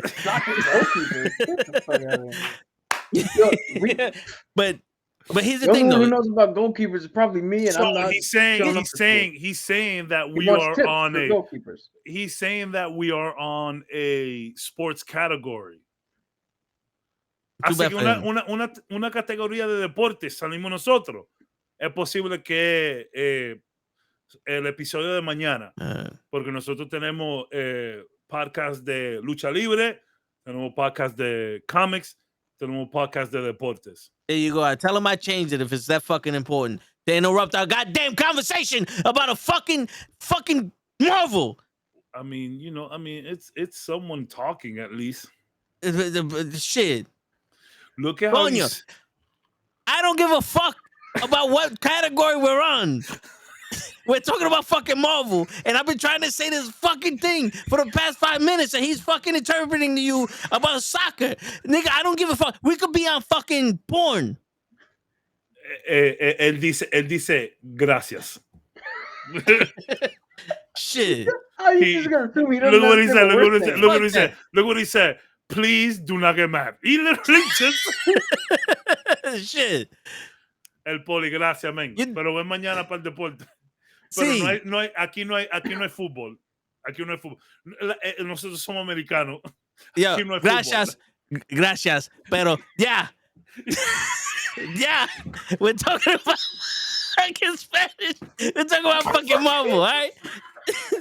Nada más. Oh, man. This nigga, bro. Oh my god. Oh, that was the funniest shit that has ever happened here. El Poli, perdón, pero gracias por la risa. Wow. Wow. Pero, yeah. So, now, it's okay. Muy bien. Listen. Todo bien. Yo, son, Listen. That's going in the clips of the week. Yeah. Listen. Now, Cap asks if I wanted to start watching Critical Role, where do I start? Right? Oh my god. Now, the funny thing is, if you have Amazon Prime, you can watch the TV show that actually went off of their first storyline, the second storyline, and first campaign, so you get the gist of it. You get to some shit. Another thing is, if someone asks me, yo, I want to start watching the MCU, where do I start? The beginning. I would say the beginning because it's a week's worth watching. I mean, you got to take PTO. Yeah, but like, you're not doing anything else that week but watching this shit. No, yeah, but after Infinity Wars and Endgame, then you can pick and choose. But here's the thing. Yeah. Yes. Here's the thing. When it comes to shit that has too much content for a new person, start on the newest thing. Why? Really? Yeah. The reason why I would say that is because these stories are independent from each other. So if you start watching Loki right now, there's nothing you can watch that prerequisite. You feel me? The only thing that you ever need to watch something before is if you were to watch Endgame and Infinity War. If you watch, so somebody tells you right now, where do I start the MCU? You're gonna say Loki season 2? I'm gonna say Avengers 1. That's actually not a bad place to start. Yeah, I'm gonna say Avengers 1. That's like kind of where it all started. Yeah, but you might get confused at who the fuck all these characters are. No, but they explain some shit there. But the thing is, with right now, when you start watching Loki, it doesn't prerequisite anything. But shit, I lost my fucking train of thought. It's El Poli's fault. Yeah. Sorry, man. There you go. Si now, sigues aquí, se cuida igual. They all fucking explain shit, right? But like I said, it's all independent. They don't go off anything. There's nothing you can watch. Like if you watch Ant-Man, that's what I was gonna say. If I said watch Guardians of the Galaxy 3, you don't really need to watch anything else. They explain Gamora. If you wanted to see it, you can. I mean, it's an eye opener for you. Are you saying that because you understood the whole Gamora thing? No, but this is the thing though. If I said go watch Guardians of the Galaxy 3, you're watching something like, oh, okay, this is a team. This is pretty much self-explanatory what's happening. The Gamora shit is crazy. What happened with her? Oh, you can watch Endgame.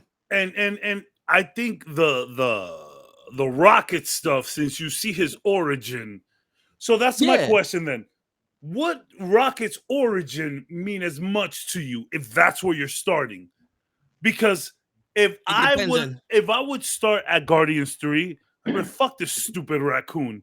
But because I knew who Rocket was all these years ago, it makes a lot more sense. Yeah. But it makes me feel more closer to him. But the reason why I would say you can watch part 3 is because it's like watching, can, but you got to be smart. Yeah, but it's like watching episode 6 of Star Wars.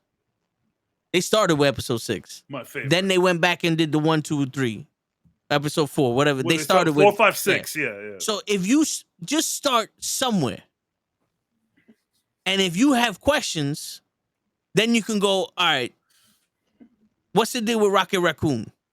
Guardians 1, 2, Endgame. That's actually interesting, to where I would, we've been in the MCU since the beginning. Yeah. 2008. And we just kind of been on this like linear path where it's like, okay, so a linear path, right? Yeah. So like this way. So like, what if we start someone here and it's like, watch this and then go back and figure things out? Because that's a weird that'd be interesting. But think about it. When we had that debate, what phase was better? How many movies did we go? Yeah, that kind of was whack. Well, that was my point the whole time. But a lot of the movies back then were like whatever. I want to watch Marvel movie. Okay, you can watch Wakanda Forever. You can watch Infinity War and Endgame. Yeah, Winter Soldier. Civil War. And Avengers. And all the Avengers. I would even say no, but if it was just a few movies, it's like pick one of the 6. Pick one of these. Honestly, the Avengers 1, 2, Civil War, Black Panther. Yeah, I see that. I mean, you know what I'm saying? Because these are the movies that are gonna capture you. If I say, yo, you can start with Ant-Man 1. Oh, I'll punch you in the face when I see you again. Yeah. Because not every movie, like, watch Infinity War and Endgame. And if you want to know what happened, then go back and watch it. Because now you get to see the story. That's interesting. I played video games that where you get the ending first, and then you have to go back and like piece it all together. Now, I'm not saying it's the right way to do it, but I think it would be interesting to see where a person who has never watched this, to have them start at the pinnacle and then kind of branch out. I think that would be crazy to see. That'd be crazy. Because it's just one of those things where you would get more of an appreciation. Because if you actually pay attention to the movies after you've seen Infinity War and Endgame, the first phase, you might catch some stuff like, oh shit, he did this in this one, or that's where he got this from. So this actually reminds me of a crazy like video game debate. Give me a sec here. The Yakuza games. Have you guys ever heard of Yakuza? Well, Yakuza, exactly what it sounds like. Now, the Yakuza games were big in Japan. Yakuza came to the States, and it was different. Japanese people have more patience than Americans, so they can read more text. It doesn't everything have to be about battle, whatever. So Yakuza 1, 2, 3, all of that shit happened way back in the day. I think up to 3. Keep me honest, Ty. So then they started remaking Yakuzas, right? And they remade Yakuza, and they made a remake of Yakuza, I think 3, 4, and 5. I'm a little lost there. But the point is, Yakuza 0 showed up. So technically, we had the old school versions of Yakuza 1, 2, 3, 4, and 5. Right? Or not the old school versions, but the versions that went concurrently. And then they made a new version of 0. So it was a prequel. So this game came out 2017, 2018, Yakuza 0, but it was a prequel to a PS2 game that came out in the 2000s. So that really fucked with people, right? So a lot of people were saying essentially what I wanted to propose to you now, Toe, is where it's like, do you play original Yakuza 1, 2, 3, and then do 0? So do it chronologically in release, or do you just play Yakuza 0 and then go and play the old ones, 1, 2, 3, 4, because it's a prequel. So a lot of people had things to say about it, but Yakuza 1 that came out in the 2000s, as opposed to 2017 Yakuza 0, had stuff in it that when you played Yakuza 0, you'd be like, oh, I understand that a lot more. But some people were like, not really. So is it a situation where like you would want to start from here and then go back? I probably lost all of y'all. I lost myself a little bit there. I think No, if I was going to play the game, saying. if I was going to play the game, or let's convert it to a movie. So okay. If I was going to watch that movie, let's talk about Yakuza 1, 2, and 3. Yeah, Came out in the 2000s, right? And then in the future, we already up to like Yakuza 5. But someone decides, okay, let's make Yakuza 0, which is set before the originals. So kind of like Star Wars. You guys should know what the fuck is going on here. Yeah. I'm following you perfectly. Exactly. Yeah. So what makes more sense? I would watch to theatrical release? Nah, I would go 0, 1, 2, 3, 4, 5. Okay. So here's my thing. In this case, to a person who's never seen them, I'm gonna go with Star Wars because I know that. I don't know if it's So you would suggest 1, 2, 3, 4, 5, 6? To somebody who's never seen it before? Yeah. Chronological order, the way it came out. Okay. That's what I would always say. Because the big reveal of Vader being Luke's father gets ruined if you watch the prequels first. Yeah. And you want to experience that. To somebody who's seen them, like I've seen the new ones, like you kind the of get old ones it. when they came out, the new ones hit. To someone who's seen it but just wants to watch it again, watch it 1 through the way it's supposed to be. Because the reason I'm saying that, I played Yakuza 2 on the PS2, and I'm a stupid American, impatient American. I just couldn't get it.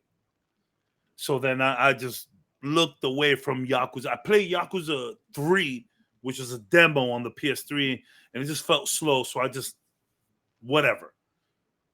But then I played 0, and I fell in love with 0 because it was remade within the time, it was done better because of the technology we had at the time. So then after 0, I went to 1. 1 was remade by this time. So they're like remaking all of them. So then I was thinking, I'm like, seeing shit in 0, I was like, damn, if I had played Yakuza 1 first, when it originally came out, certain things would make a lot more sense to me, especially characters that were in 1 that you see them younger in 0. So it's like that weird parallel. Like, I believe in release of the direction, like not theatrical release. Theatrical release, like the way that they came out. If episode 4, 5, 6 came out, and then 1, 2, 3 came out later, I prefer doing 4, 5, 6, 1, 2, 3. Yeah, as opposed to Toe, who said he rather. So Toe, if you had a shot at Star Wars again, you've never watched Star Wars, you had a shot at Star Wars again, you would do 1, 2, 3, 4, 5, 6. There's a big gap there, bro. There's a big gap. So you're watching new graphics and all of that shit, 1, 2, 3, and then you're going back to 70s, 4, 5, 6. That's kind of wild. I mean, when I did watch it in like I watched the cartoon and everything in order, I kind of appreciated 1, 2, and 3 more. I respect it if you do. Yeah. I respect it if you do. Because it's something that so Yakuza meant a lot to me, the game. Yeah. Like, it really meant a lot to me. And I fucking wrestle back and forth with this shit all the time. Like, I ended up playing Yakuza 0 and then going and playing 1, 2 remade, where I could have just, don't get me started on the Metal Gear timeline, Ty. Don't get me started on that big boss shit. Because if you think, going to Star Wars, like, just the thing is, like, if you watched episode 1, 2, 3, Rogue One, 4, 5, 6. That's crazy.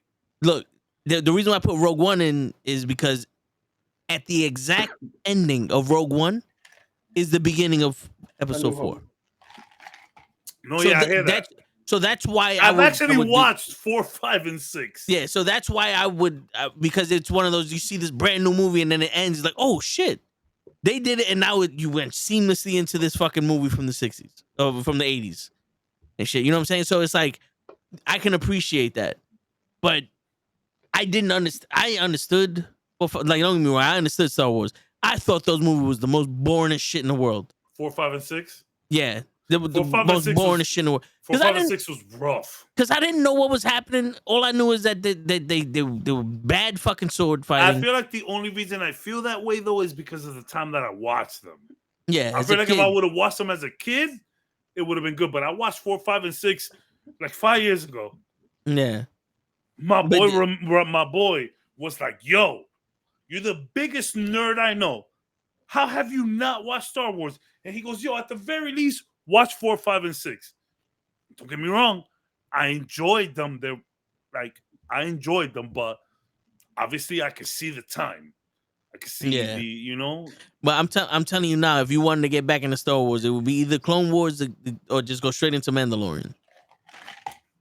ties Big Boss to Solid Snake. Yeah. You know, somebody did. All right. Somebody did what you were saying, right? And they took their younger brother to go. He had never seen a Marvel movie in his life. I seen that shit. The And he dude went on to go YouTube, see- and they just Yeah, he put him went to go watch see Endgame. Infinity. Yeah, I seen that. And his review of Endgame made it seem like one of the worst movies ever yeah, made. I seen that. He was like, "What the fuck is going on Because he here?" was so lost. Yeah, I seen that. I seen that. The white kid. I seen that. I seen that. And Endgame, I mean, truly, Endgame does not. It's top It notch. does not answer anything. It does not explain anything. It's You the just already conclusion. have to know. Yeah. So there is prerequisites to, like you said, there's no prerequisite to Loki season 2. I would argue you have to see season 1 because the minute Miss Minute says No, something, I said there's no prerequisite to Loki season 1 and no prerequisite to, like I said, Loki season 1 is not a prerequisite to Ant-Man Quantumania. Yeah, Okay. that's what he said. All right, but all right, You of course you have to see season 1 before you see season 2. okay. But- So then I misheard that. But my question, the whole reason why I brought up the Critical Role thing to emphasize the amount of shit for somebody who's new or casual. Did you see the face Cabs made when I said season 1 had 148 episodes of 4 to 5 hours? Do you know how ridiculous that is? Yeah, but that's why I would have been like, yo, just start now and figure it out on the way. And it's funny. Yeah. Look at Ty said it. Ty was talking about One Piece. But How do you start One Piece? Yeah, like. But so the thing, the whole crux is, yeah, you could just literally start at any point in time that you want with any of these shows. But there's too much for you to build an affinity for any of these characters. Because there's a difference. But look at the three of us here. There's a difference between you, who thought 4, 5, and 6 were but then you went back and watched all of it, so now you have some sort of an appreciation for Star Wars. To me, who's watched when we were younger, I built the infinity for 4, 5, and 6, got through the prequels, into the sequels, into all this shit, and then Cabs, who he just saw it, and like he take it, leave it, whatever. Yeah. There's a big difference in that, and if you just take somebody and sit them down and go, hey, at the jump beginning, in anywhere in this last 13 years, check 13 it to out. 15 Check years. it out. My birthday is March 2nd. I'm gonna take off that entire week, and I promise I'm watching all Star Wars. Yo, but keep me honest, and like, hey, Cabs, you gonna do that or what? Yeah. Remember that week that you took off, Toe, that you just watched the whole MCU in chronological order? Yeah. How magical was that? Beautiful. That, man. It was I beautiful. did that before my second to last job. Before I got it, I got the acceptance May 8th. I did not report to the job until May 28th. So I had 20 days of just bullshit. And I watched the MCU up until that point. This was 2018. So this was before Infinity War, before Endgame. Shit. This was this was Civil. This was hear me and rejoice. You've had the privilege. Yes. Oh my God. Yo, but here's the thing. Here's a random person who doesn't know any of this shit. You can't put them in the middle of the MCU. No, you can't just drop them in 2021. 13 years of movies. Let me ask you a question, Cap. What do we say about Rogue One?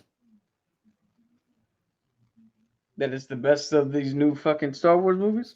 That movie made me go back and watch Clone Wars. Well, that's what happens. Yeah, so but- so this is why I said you can if someone's like, how do I get into Marvel? Come watch this movie. This is supposed to be this, I explain a little point. bit. That's a good point, Joe. That's a good point because a lot of people legit watched Infinity War and Endgame and said, "All right, I'm gonna go back."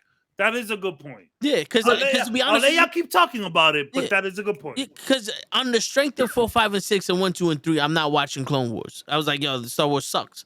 But Rogue One was like, yo, that was dope. And the way they did this and this, and then you're like, yo, if you really want to watch some good shit, watch Clone Wars. That's when I was like, okay, I watched Clone Wars. I watched fucking Solo. Then that wasn't nothing to, right, you know what I'm saying? Like, you're a unique case because there's no legitimate reason in the world that if I was talking to somebody who's never watched Star Wars, there's no way I make the jump for them to watch Rogue One and then Clone Wars. That doesn't make sense for me. So I get what you're saying. I get what you're saying to just jump in anywhere and you found your thing. Like that is a way to do it. The only thing I'm saying is, perfect example for the people who just jumped into Ahsoka without watching Rebels and Clone Wars. They did not build the affinity for Ahsoka, for Sabine, for Ezra. You know who they built the affinity for? Balin and Shin, the two new people that nobody else fucking knew. I don't even but know what that's not the viewer's fault. That is the writer's fault. Okay. So it's not too much content. It's too much bad content. Because in all honesty, here's the thing. And I'm gonna do a reference to wrestling because I've spoken to the man. Darius Carter. Right now, he's one of the top independent wrestlers on the Northeast section of America. This dude was on our show. He's one of the best wrestlers right now in the independent circuit. Awesome. Shout out. Thank you for being on the show. Yes. He is what they call a heel. A heel is a bad guy. I personally like the man. We've spoken personally a couple times, privately and all that. I like the person. And I asked him, I said, bro, how do you feel about me cheering you? He goes, I don't care. Because at the end of the match, it's my job to make you boo me. Now, these people go, this show isn't for people who haven't watched Clone Wars. If they went into it going, I don't care if you watch Clone Wars, because by the end of this show, I'm going to make you go watch Clone Wars. That's the fucking writing we need. That's the motivation we need. Because if they came in and said, you need to watch fucking Rebels in order to get Ahsoka, no. If you watch Ahsoka without watching Rebels, this is going to make you want to watch Rebels. I'm lost. I get, all right. I get that. But maybe it's because I've seen it from the beginning and I'm maybe I have to step out of this conversation. But if I sat down and watched Infinity War, at no point do I turn around and go, yo, I gotta go back and watch Iron Man 1. Now when you say it like that, I kind of disagree because there was a lot of people who got into the whole Marvel hype because of the pinnacle that was Infinity War and Endgame, and then they went back and watched everything. But what I'm saying is, there's nothing in Infinity War to explain to you that Tony Stark was in a cave, got shrapnel in his chest. Sure. Yeah. No. But here's the thing, though. But you're telling me because that ride was so good, you're like, damn, I gotta see what the fuck led up to this. But you're telling me that I personally don't like that, but that if you watch Endgame, then you're telling me that you wouldn't have been like, yo, this Captain America dude is badass, son. Well, so I gotta go check this nigga out. So what else did he do? You know what I'm saying? We have the case study with that one dude who if I wasn't here, you guys would be fucking murdering each other. No, not in this case. But we had that one case study. Well, let me tell you something, Cap. Fuck you. Nah. We had that one case study with that guy who saw Endgame without seeing anything. Yes, yeah, I And seen not that. one part of him wanted to go back and watch any of the movies. Because he's stupid. But you can't say that. Yes, I can. Well, all right, yeah, but No. In all honesty, Infinity War and Endgame. What did you really need to know? all I of mean, it. shit, you need to know No, all but of it. Yeah. If you was just watching it, Dude, think about this. hold had up, time out. Because you Well, don't need to watch. we You don't need needed- to watch Fast and the Furious anything to watch 10. because they don't But they really. don't add They up stop. to They each stop. They other, stop man. linking. They stop No. linking after the second one. But what I'm saying is, if you watch the movie, it's not like this was fucking Matrix 3 where Well, you I mean, sitting there okay, going, "What okay, the okay. fuck is going?" It was all action. If you watch Endgame without watching anything else, and you need to differentiate Thanos 2014 from the original Thanos, that'll fucking fry your noodle. You're like, And- what the fuck? And if you really gave a And shit, then you the- would be and like, then- "Oh and wait, then- I gotta go watch you fucking But that's the intrigue. That's the intrigue. Avengers Hold on. 1." You're like, okay, Hold on. okay. This shit is too crazy. Although I didn't understand it, I enjoyed it. Now I want to go back, which did happen to a lot of people. I think we're missing something here. The only reason you could throw somebody in Endgame and Infinity War and have them turn around and go, yo, I need to watch all the other ones, is they go in with somebody who specifically is showing them, and then at the end gonna turn around and be like, yo, this you need to catch up. This is the next one. This is the next one. Well, I hold on. disagree. I disagree. With- I disagree, and the reason I disagree is because I literally saw it all over the internet, where a bunch of people who never watched this shit before, who succumbed, I don't know if that's the word, but it like, sound like a, to the hype. They fed into the hype. but the I said, you know hype what? I'm gonna go watch this Endgame shit, But the and because hype- of that, they went back and started like, okay, what is all of this? But the hype wasn't sitting down and watching the movies in a vacuum. The I hype don't was know. everybody saying the Marvel Cinematic Universe is good. You should watch it. You should watch it. They didn't just show up without hearing anything. you can. So the I movie mean, went, oh, this movie's good. Let me go back and watch the other ones. It all happened because a people lot were of telling people, them. a lot of people started doing research on these movies after Endgame. Yeah, and here's where I'm telling you that there's other outside forces. Because if people went, you're right. if people went out and did the research and watched all that shit, where are they now with the low viewership? With everybody complaining it's too much. They can't keep up too much because it's too much homework. That's what I'm saying. No, it's too much homework. They can't keep up no more. No, you know what That's happened? literally what I've been saying. You know what happened? All of these shows became filler episodes. You know why I stopped watching The Walking Dead? Because after 3 or 4 fucking filler episodes were not having, fuck this. I'm out. But now to the point. Now, if you try to get back into The Walking Dead, there's like 4 more seasons you didn't watch. The other seasons of Walking Dead, the prequels. What's his name? Dylan or Darren has his own fucking shit. It's different because he watched up to a certain point. But where even if what we I'm started saying at the end, even if he jumps back in now, he's gonna turn around and be like, "Yo, where the fuck all this shit come from?" Yeah, and if it was interesting, then I'd be like, hold on, wait, I gotta go back and watch the shit I missed. It depends. It really just depends on the type of viewer that you are. I think the issue is that such Cap thing can't as comprehend. too much. No, Again, we're talking about people who are not into it like us. Yeah. and if there's someone who's not into it, the same way I was not into Star Wars, the same way Cabs is not into Star Wars, 3 movies is too much. The same way there's what, 4 Mockingbirds, Hunger Games. There's 4 Hunger Game movies. There's 4 Mockingbirds. One of them was a Mockingbird. There's 4. Let's say there's 4 of them. Yeah, that's too much. I'm not watching that shit. I'm not interested. I don't give a fuck. But if someone saw this last one and said, "Yo, that was pretty fucking good," okay, so let me go watch the other ones. I will raise you 4 Mockingbirds, and I will show you 3 Maze Runners. I still won't give a fuck. Yo, I enjoyed So- Maze Runner. So Maze Runners. let's do it this way. Let's do it this way. I appreciate that, Leon. You got on that quick. So Hey, yo. you are not. You're I not like Maze Runner. the world's most enthusiastic reader. Right? You're not gonna sit down and read books on your own. Correct, right? Yeah. If I told you, here's my stack of fucking comics behind me. That's different. We're talking No, about no, no. reading. No, we're gonna do this. Here's my whole stack.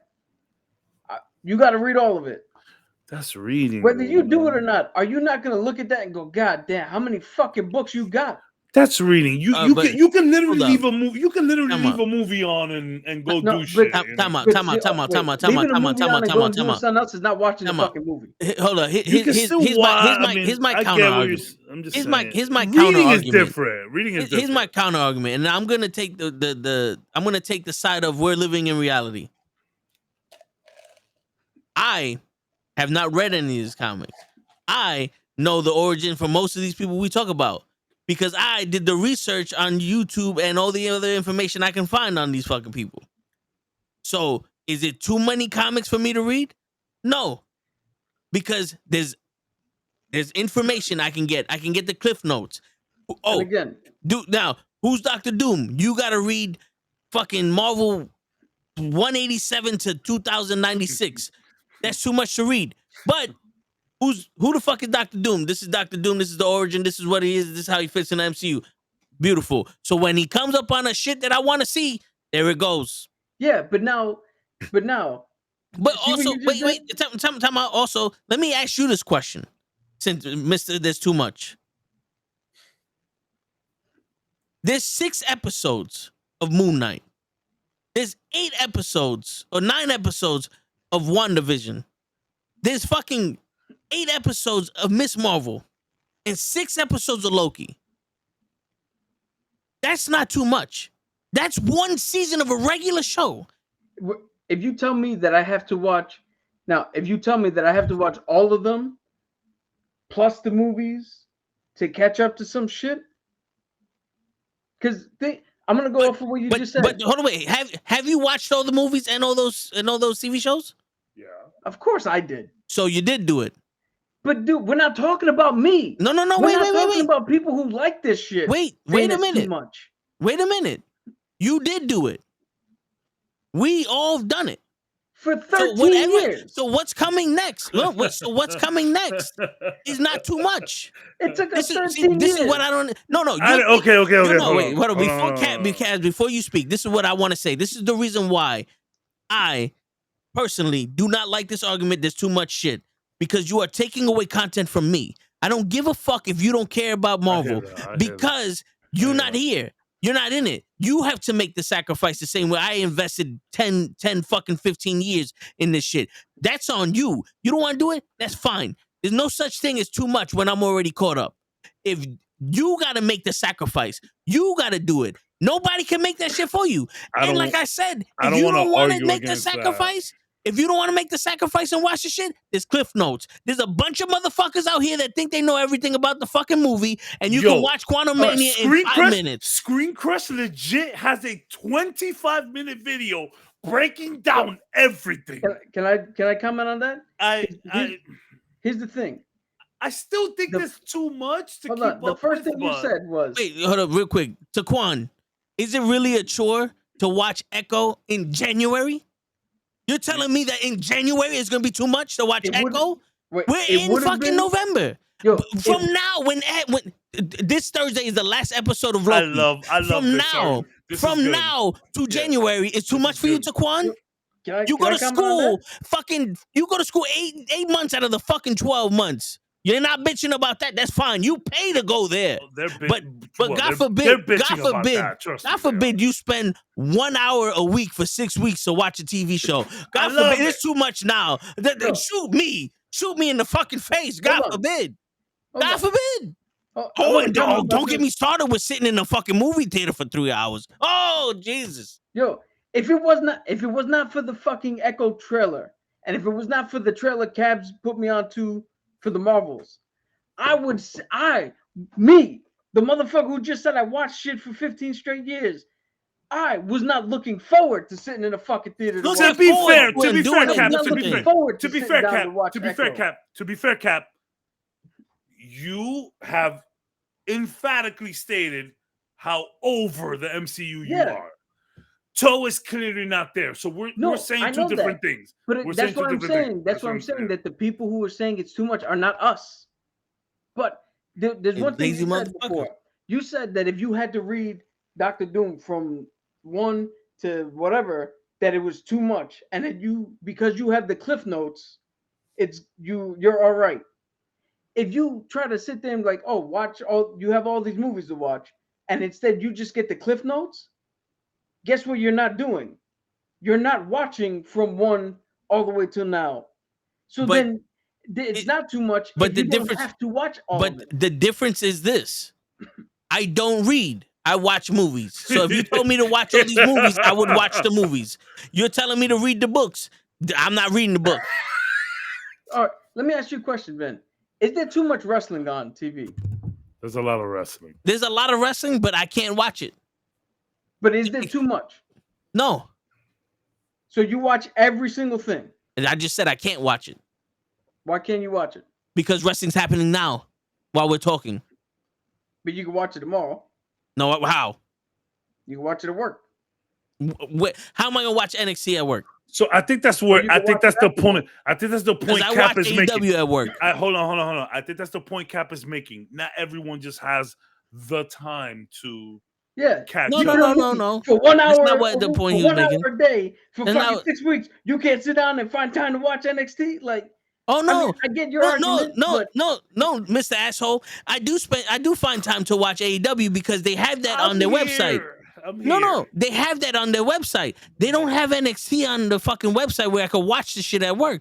Okay. But we- This is where you. No. we recorded, we Also, watched it here's a now. little magical trick I got you. Yo, the Cavs. I learned this. Before we came on the podcast, just for this argument. Here's a little thing, Cavs. I want you to do this. Open up Google or Internet Explorer, whichever one you use. Type in DisneyPlus.com. Disney. dude, Am I spelling plus? Dad watches NXT Yes. tomorrow. And- Dad's gonna be watching yeah. NXT all day. When you come Okay. home, you can watch NXT for an Okay. hour. No, look. You can access Disney Plus by visiting. Yeah. What am I looking at? Everything that we need you to watch is on that. You can watch it anytime. I can see. Yeah. There you go. And I just explained how you can watch NXT tomorrow when you come home. I can watch NXT tomorrow when I come home when Dad don't record NXT. He Because does. that DVR is fucking full of shit. He does record NXT. Yeah, he records it, but it's not there. How many times I try to watch some shit is not there and there's fucking an episode of CS of how do I fucking know what's going on? NCIS So what you're from saying is, hold on. 2013. So what you're saying is that streaming services are convenient for you. Yeah, because I No. can't watch it when it's live. But Here's we- the thing, Cap. If No, we're no, we gonna already- keep it funky, I love your optimism. If about there was a all of this. way I can watch NWA, I would try it. If there was a way to watch fucking New Japan Pro Wrestling, I would try it. But the only thing I can watch is Monday Night Raw and fucking AEW right now. But dude, we already got to the crux of this whole thing. You just want the content. I think hold Everyone- on. Before we go any further, I think some people have. I gotta say this before I get Some taken people out have of the context time. here. Some people don't. Yeah. Hold on, I gotta say this before it gets. It is perfectly fine. So for you to want the content, I'm Yeah. not saying that you wanting the content is bad or what. It's perfectly fine for you to sit there and No. say it's not enough. You want more. Well, I'm first not off, trying to stop you from wanting more. I'm just saying that for people like Show, or for people who are not into this, It could be it's tough. Hold too up. much Well, for them. okay, first off, for weeks, I've been saying two things that I'm about to say. One, I've always said it wasn't enough. I've been saying that for weeks. And two, fuck those people. Yeah. I've been saying that for weeks. No. So when let- you can I- say- can- no, can I because tell you you said something? fuck those Because here's the people, thing. You Here's the get thing. You record just low saw, viewership. you just saw the trailer for Echo, right? And now you're hyped to see Echo. Comes out in January. He saw No. he saw Daredevil and No, got yeah, hyped yeah, but here's the thing though. No, Here's Daredevil was in the it for shit. 0.2 seconds. for like literally 2 seconds. here's the shit though, right? Based off of new viewers, if Marvel said, fuck it, we're gonna cancel Echo and Daredevil and Blade and every other fucking project that we have until these new viewers catch up, until the new viewers want to see it now. You're perfectly fine with that? Because the new viewers, there's too much? You can't ask me that. A week ago, I said Marvel should fucking stop full blank and pick up years from now. So yes, I would be fine with that. You would be fine with that? Yes. I literally said Marvel should stop making This is why I said that this is why I said that this argument is dumb, because Cap Ben said, like, Cap is ready to just put the knife in his mouth. I'm looking for the exit. He wants it. But basically sold up. Cap wants it. Oh, so all right. So wait. So you want Marvel to end everything because the new people. He been wanting that because there's too much for the new people to watch. That's why you want Marvel to end. That's not the reason. No. But that's my reasoning for them to end it. So that's why that's the question I asked you. That was the question I asked you. That's unfair, Toe, because he been said he was over it. No. But that's the question I asked you. All right. So your question is, Marvel ends things. You would be fine. Viewers catch up. No. You would be fine that Marvel ended everything now because there's too much for new viewers to catch up on. Yes. Okay. I have to answer. So let's end it. Let's end it now. I've already stated. No, if we're gonna cater to the new viewers, I have to answer. Yes. Then we'll cater to them. There's too much. So here's the thing. You won me over. There's too much content. I can never watch everything again. So here's the thing. It might be easier for Cap to agree with that because he's been over it. Cap been over it since Wakanda Forever. Dude, I said 2 weeks ago, I argued that Marvel should stop. Star Wars should just stop. He did say that. So whether they do it for new viewers to catch up or not, I have to be consistent with my answer. That's what I was. Whether it's for new viewers or overall, just it needs a stoppage. He been said that. Now I will tell you that. Let me tell you my angle on it. So, as a fan who still wants it all, like even though I'm telling, because we're doing a podcast here, where in a podcast, your opinion is what's important, what you feel about it. But also, we're giving information to people who are watching this. So I want to be as real as possible. Every time I review something, I will tell you the review score objectively, and then I will tell you my review score subjectively. And I'm always doing that. So you can give me all the fucking Marvel in the world. I'm going to fucking gobble that up. But for people who joined post phase 3 because of Infinity War, because of Endgame, who went back and did all the research, at this point, they're probably like, oh, no. I ain't signed up for all of this shit. What? I couldn't give a fuck less what happens next. I'm done. That's I all get I'm that. saying. I get that. And I think, Cap, you get what I'm saying, right? Yeah. Here's what y'all misinterpreting why I take this personal. Because, and I'm going to steal a line from Lay, you are fine with mediocrity. The thing is this. If all these shows and movies were bangers and no one's watching it, all right, bro, you're going to have to stop. You're dead. Like, there's nothing you can do now. But these shows and movies suck. Let's keep it funky. These shows and movies suck. They're not hitting. Especially compared to the first couple of phases. And now you say you should stop. That's an incomplete sentence. Because what you should be saying is stop making these bad shows. There's no excuse for the shit you gave us. Whether it's Star Wars or Marvel or any other fucking thing. There's no excuse for them to give us that. And then for them to have the fucking audacity to go, well, it's too much for people. It's too much, so we're gonna have to slow down. No, nigga. It's not too much. This is my argument. So none of us are wrong here, which is why we don't need to argue. This is just two good points. If Cap, like Cap says, if they were to just stop and be like, yo, listen, guys, we need a timeout. We'll see y'all in 5 years. I know there'll be a lot of people that'll be happy about that. But in that same regard, there's also people on your camp that will be like, no. You can't just give us all this garbage and then just leave. Fix it first and then leave. But here's the don't leave to give us shit again. There's two good arguments here. Yeah, you know? but here's the point I made before. The only way in this context great episode of Disney and Marvel and Star Wars, the only way to get them to fix their product is to walk away. Because when people truly turn around and go, fuck that, we're done, they have no choice but to now try to get us back with better writing, better directing. And we keep watching this shit. All Bob Iger and Kathleen Kennedy are going to do is sit there and go, they're watching it. We don't need to change. And I'm not talking about Dave Filoni. I'm not talking about Jon Favreau or the other or the comedy. You talk about the Disney execs, big money execs. Yeah. All they're gonna see is we're still watching. Yeah, so they're not gonna do shit about it. But here's the thing, though. And let me give you an example. But we're not watching in video game style. So, Assassin's Creed was just pumping a new Assassin's Creed every year. That magic from the first couple of Assassin's Creed had faded.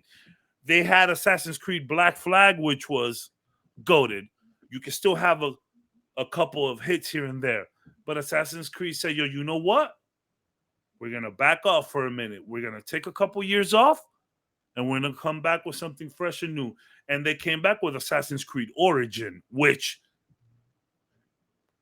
honestly, I don't like. I like the old form. I like what they were doing before that. But Assassin's Creed got back into the stratosphere again because it was a new format. People jumped on it, whatever. Thank you, Ty. That's exactly what it is. But some people, but let me get to this last point. After Origin, they came out with Odyssey. And Odyssey is probably, out of the newer Assassin's Creed, Odyssey was like one of the best ones. Had two really good protagonists. Then after that, it was the Viking one with Valhalla, which was okay. But then you know what Assassin's Creed did? They said, you know what? We're going to take some more time off, and we're going to go back to the original recipe. And then they came out with Assassin's Creed Mirage, which just dropped, which did okay, but nothing crazy. So at the end of the day, I think both of your arguments make sense. Where it's like, I get where you're coming from, Toe. Like, bro, you can't just, don't leave us here. Fix this shit first. And then you can walk up to the sunset. And Cap is like, nah, bro, press the button. We need time off. Both of you guys are right.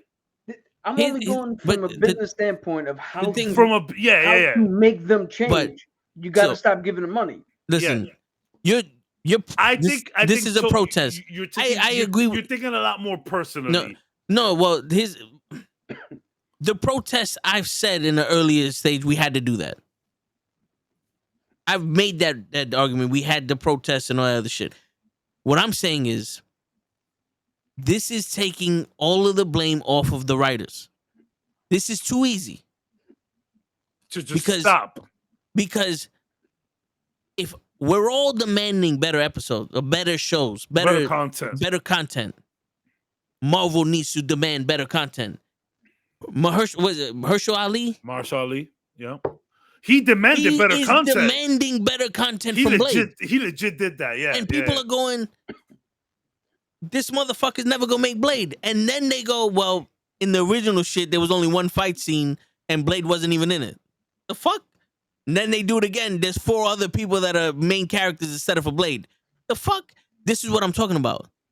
They're settling for mediocrity. And my shit ain't, take off 4 years and come back with the same old shit. No. Like, no. Do it now. Because we're going to reference video games. WWE 2K19 was one of the worst was it 19 or 20? 19 was great. Oh, so 2K20 was the 2K20 was one of the worst games. I literally only had one match in that game. It was the worst game they ever made. And what they say? Yo, we're going to take this year off and we're going to revamp everything. We're going to make it better. 2K22 came out and they fixed all this shit and they made that one hell of a game. If Marvel was on some, yo, listen, we're gonna scrap the fucking Secret Wars and Kang Dynasty movies, and the Marvels is the last movie we're coming out with. No, the Marvel's the last movie we're coming out with, and in 3-4 years we're gonna come out with Phase 6, and it's gonna be something new, and we're literally gonna wipe the slate and do a whole new Marvel. Oh, that just hurt my heart. Then it'll be like, you know what? Fuck it. Okay. You want to start a whole new Marvel? We're gonna start from scratch, and by that time you have your Fantastic Four, you have your X-Men, all other shit. We'll see what you do then. But that first movie you come out with for 4 years from now, that shit better not be on none of the levels of the movies that we just finished watching. That shit better be fucking bangers. If you take the time off, then there is a because right now, it would need to be good. Because right now, I'm living in a world where it's okay to keep fucking up, and it's not for me. Because I'm never gonna accept, yo, we had this problem, or like if you're in a relationship and it's a toxic relationship, you take a break for 3 months and then you come back to a toxic relationship. That's not happening. Well, what's the point of the break? That's why you take the time off. But I'm advocating, if you're in a toxic relationship, not to take a break for 3 months and come back. I'm arguing, get the fuck out of that relationship. Just cut it. Yeah, that's what you're saying. Yeah, but this is what I'm saying. Your argument is take time off and come back, and I'm saying if they come back in 5 years, it's gonna be a fucking toxic relationship again because nothing's gonna change. They're gonna assume that the influx of cash, because everybody wants to see them again, is gonna be right where we left off, and now here goes shit after shit after shit after shit after shit. Just so we're clear, I'm personally advocating. Kevin Feige told this perfect story from Iron Man 1 to Endgame. Boom, you did it. We had it. Good. I don't need to see any more of it. So when I say I'm looking for the off ramp to be done and ended, I'm talking about end it. The way of the fucking Western. Like, we don't revisit this shit until 50 years from now when somebody's like, yo, you remember when we used to do this shit? Like, that's what I'm talking about. I'm not talking about Cabs' take a break and relax and come back in 5 years. I'm talking about we won. Star Wars. You did your movies. We won. I would agree. Do you feel the same way about Star Wars? Yeah. To be completely honest, because here's the thing, right? I think Cap is getting old. No, you know what it is though. These arguments are big. I'm gonna let Cap finish, but these arguments are based off of, and I'm gonna keep saying this, 6-episode series. Well, they're based off a 6-episode series, and some movies. Yeah, but think about this shit, Cabs. No, I'm in. But it's okay. Listen, it's hard not to listen to what Cap is saying not take it into consideration. And look, I wish that Hollywood and the money machine worked how you are saying it, Cap. Yo, we did Iron Man to Endgame. That shit was a beautiful story. Let's cut it. But that's not how the industry works. No, I get We're trying to churn out money. And you, of course. So, like, I would want all the Marvel in the world, good, bad, ugly, whatever. But it's hard to ignore what's happening. And if your opinion is like, yo, just fucking cut this shit, cool. Then there's some people who would say, yo, give it a year or two. And then there's people like Toe, like, no, give me more and just fucking fix it. But no argument is wrong there. Yeah, I'm not saying anybody's wrong, but argument to the Star Wars shit, they did their movies, right? I feel like Star Wars should have been over. The Star Wars fans will not accept new fucking shit. Yeah. Well, the Star Wars fan base is they don't want new. They don't want anything different than what George Lucas wants. So we can't tackle any new ground. The only new ground we can tackle is with the same characters that we've had. And yeah, can it be good? Yes. But if you can only stay in this pond at a certain point, no matter how good the swimming in this pond is, you're gonna get out of the water. You can only fucking be in there for so long. I love your fucking example. Right? You gotta get out of the water. Go and have yourself a nice ham and cheese and a Dorito sandwich. And then again, with Marvel, you've demonstrated to us that you could tell that I don't care what anybody says. Good movies, bad movies, Thor 2, Iron Man 3. The Infinity Saga was amazing. Told the perfect fucking story. They really did. For 13 years. They really did. Yeah, it was flawless. So now when you show me that out of let's just say 15 projects since then, right? I don't know the exact number, but somewhat, yeah. Right? When you show me that 5 out of your 15 projects are really good and 10 are bad to well, now one or two things happen. Either one, everybody who worked on that perfect story you got rid of and brought in new idiots, or you ran out of fucking story. Or the third option, are you just over it and looking for the off ramp? No, well, I'm Cap personally. Yeah. Or anybody. Because the off ramp narrative is real, Cap. It's not just you. Yeah. There is legit fans who've been here forever who's like, yo, I just can't anymore. And it's understandable. Then I'm looking for the off ramp because the option I think is happening is Leon, be careful saying that in this podcast. The last time that was said with me and Le was a fucking bloodbath. We was on here for 5 hours doing a fucking I love that episode so much, by the way. It was a good episode. I was there for 5 hours doing that tier list. Yeah. Yeah. The reason I say I'm looking for the off ramp is because you literally have shown me you don't have any more story to tell. You can tell me that you're doing the fucking multiverse saga, but none of these movies connect. No, Shang-Chi's a one and done. It came out literally the other day in the article. Shang-Chi was an experiment. The Eternals was an experiment. They never had any other plans to do any other movies except for throwing them into the Avengers shit. All right, so Ms. Marvel gets a fucking shine. Moon Knight doesn't connect to anything. Thor: Love and Thunder did its own fucking thing. We're not talking about that. I don't care good or bad.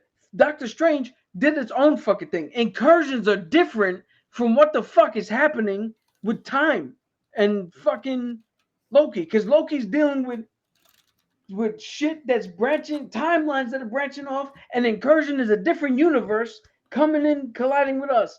Is a universe a branching timeline? Is it not? None of this shit connects. None of your story fucking works because there is no story. I mean, you've come on here and done nothing. You come on here. You have come on here and said that or keep telling me that Kang is supposed to be a badass, but every version of Kang you put in front of me, you easily killed. Which motherfucker's the badass? It's not Victor Timely. He's soup. It's not He Who Remains. He's dead. It's not the guy in Kang the Conqueror. Yeah. He's fucking gone. It's not any of the idiots in the fucking Council of Kangs. They're literally sitting back and waiting for some. What the fuck are we supposed to be watching? So this is the problem. Fuck is the story? So this is the problem. This is the problem. This is the problem, which is what I've been saying from the beginning. Yeah. Where it's like the Infinity Saga had 13 years to just do its thing. When we started talking about Phase 4 and Phase 5 and all of that, the first thing I said was like, yo, Marvel, you don't got another 13 years. You got 5 at best. Yeah. And they have not done the best with those 5 years. Especially when it comes to the big bad Kang. I just want to point this out. There is 2 ways of thought in this. Vin's way of thinking, Toad's way of thinking of, dude, all this shit sucks. You have to do better. Is legit. Yeah, for sure. Right? But the second way of thinking is, I'm done. I'm not waiting for you to get better. Fuck you. If you somehow get better, then maybe I'll check it out. But until then, I don't give a fuck what you're doing. But then the problem with that thought is that we ignore the good that has been done. But now, again, don't tell me it doesn't connect, Cap, because you have said here emphatically on this podcast that the problem with Marvel is that too much shit connects. And I've been saying lately the problem is that shit don't connect. No, so we are both shit doesn't have to connect. We are both saying the same thing. My problem is that you're telling us that all this shit has to connect. And the reality is it's not connecting. So that's where I'm saying too much shit is supposed to be connected. Where the fuck is it connected? You know what the issue is? Where are these pipes going, Mario? You know what the issue is? This is the issue. This is the issue. The discussion started with there's too much content for new people. And now it's ending with me and Cap fighting the same war on two different fronts. Well, yeah. Where it's I'm demanding they do better, and Cap is going, I'm done with y'all. I'm out until you do better.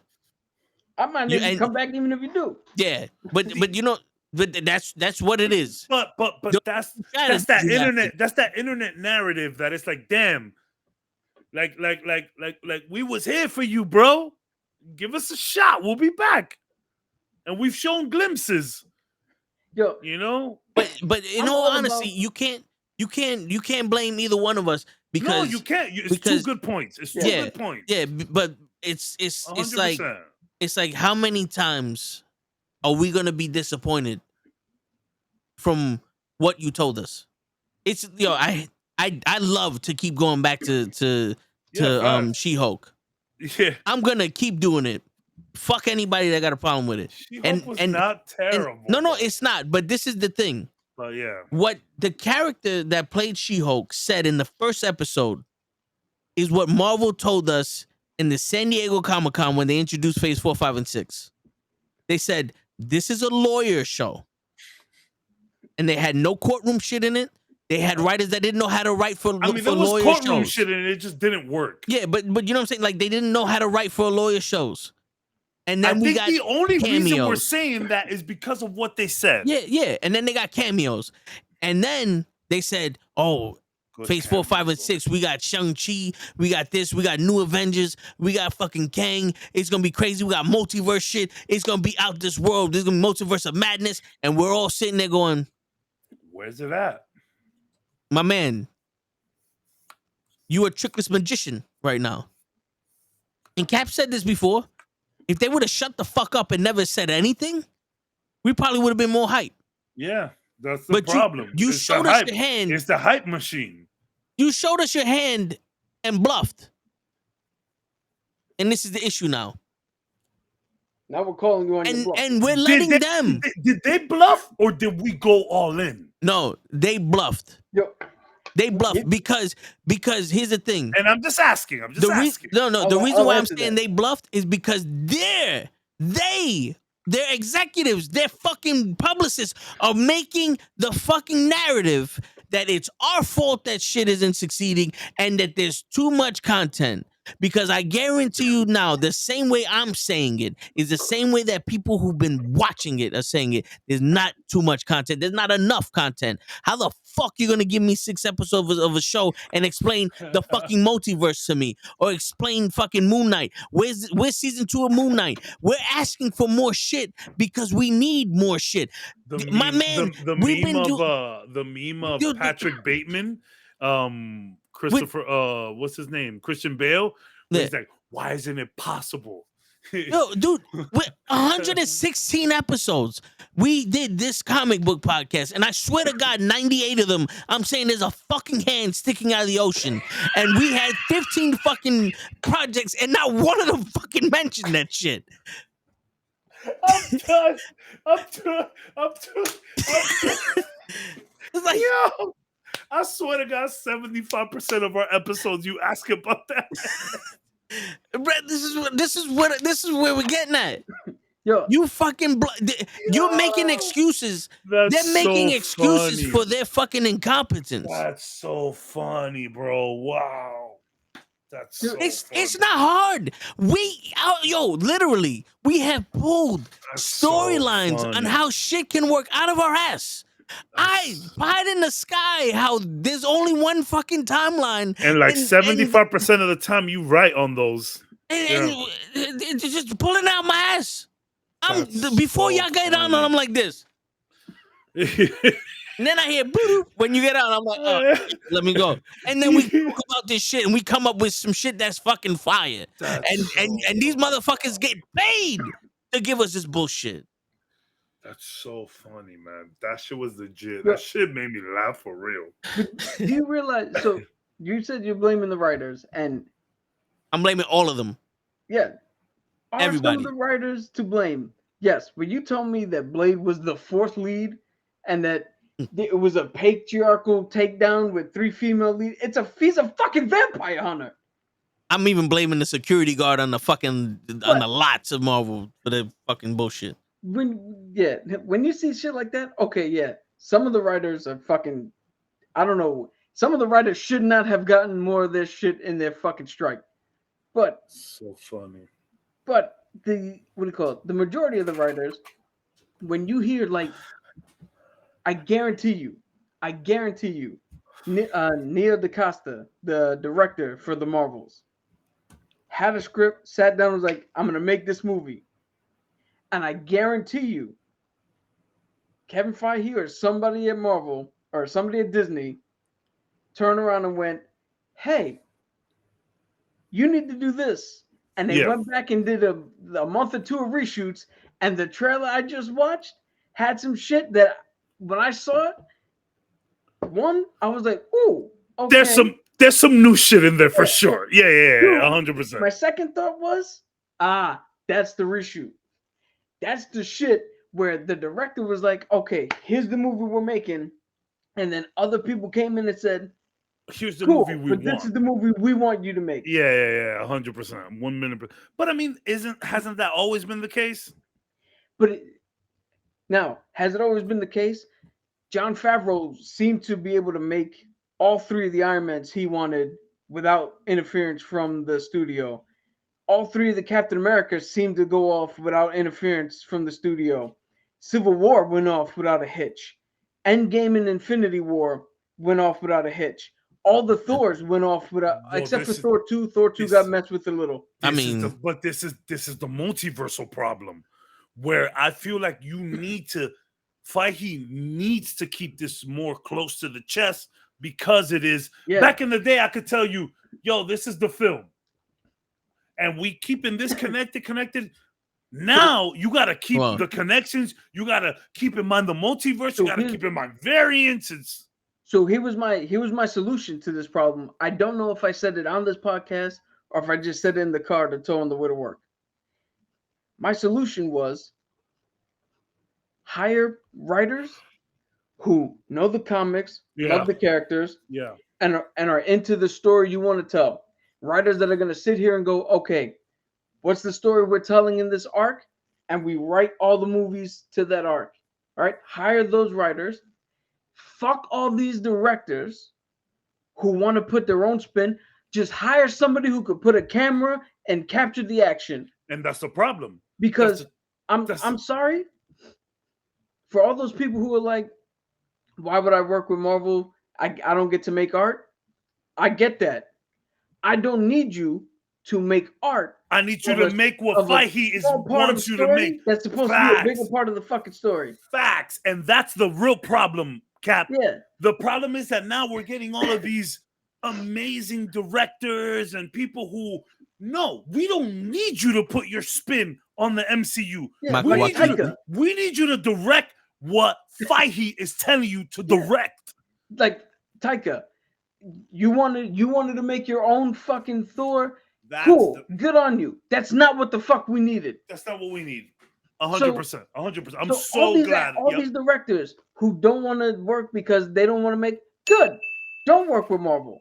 Okay, just give me somebody who's competent in putting a camera to capture action and writers who know the story, love the characters, and want to continue it. And I guarantee you, we will have a cohesive fucking set of movies, and they can all be different because the writers are gonna write the movie that we need, the first act, second act, third act, middle, beginning, end, and they're gonna know where to tie in the other movies, how to tie in the other movies, and nobody's gonna fucking be upset. We don't need your artsy fartsy shit. This isn't a Sundance Film Festival. We need you to continue the MCU continuity. We don't need your sprinkle on said it. That the MCU. Martin Scorsese said the MCU movies are like going to a theme park ride. Well, guess what? Theme park rides are fucking phenomenal. They're awesome. To go to a theme park, everybody loves to fucking go to a theme park. No, and here's my take on this shit.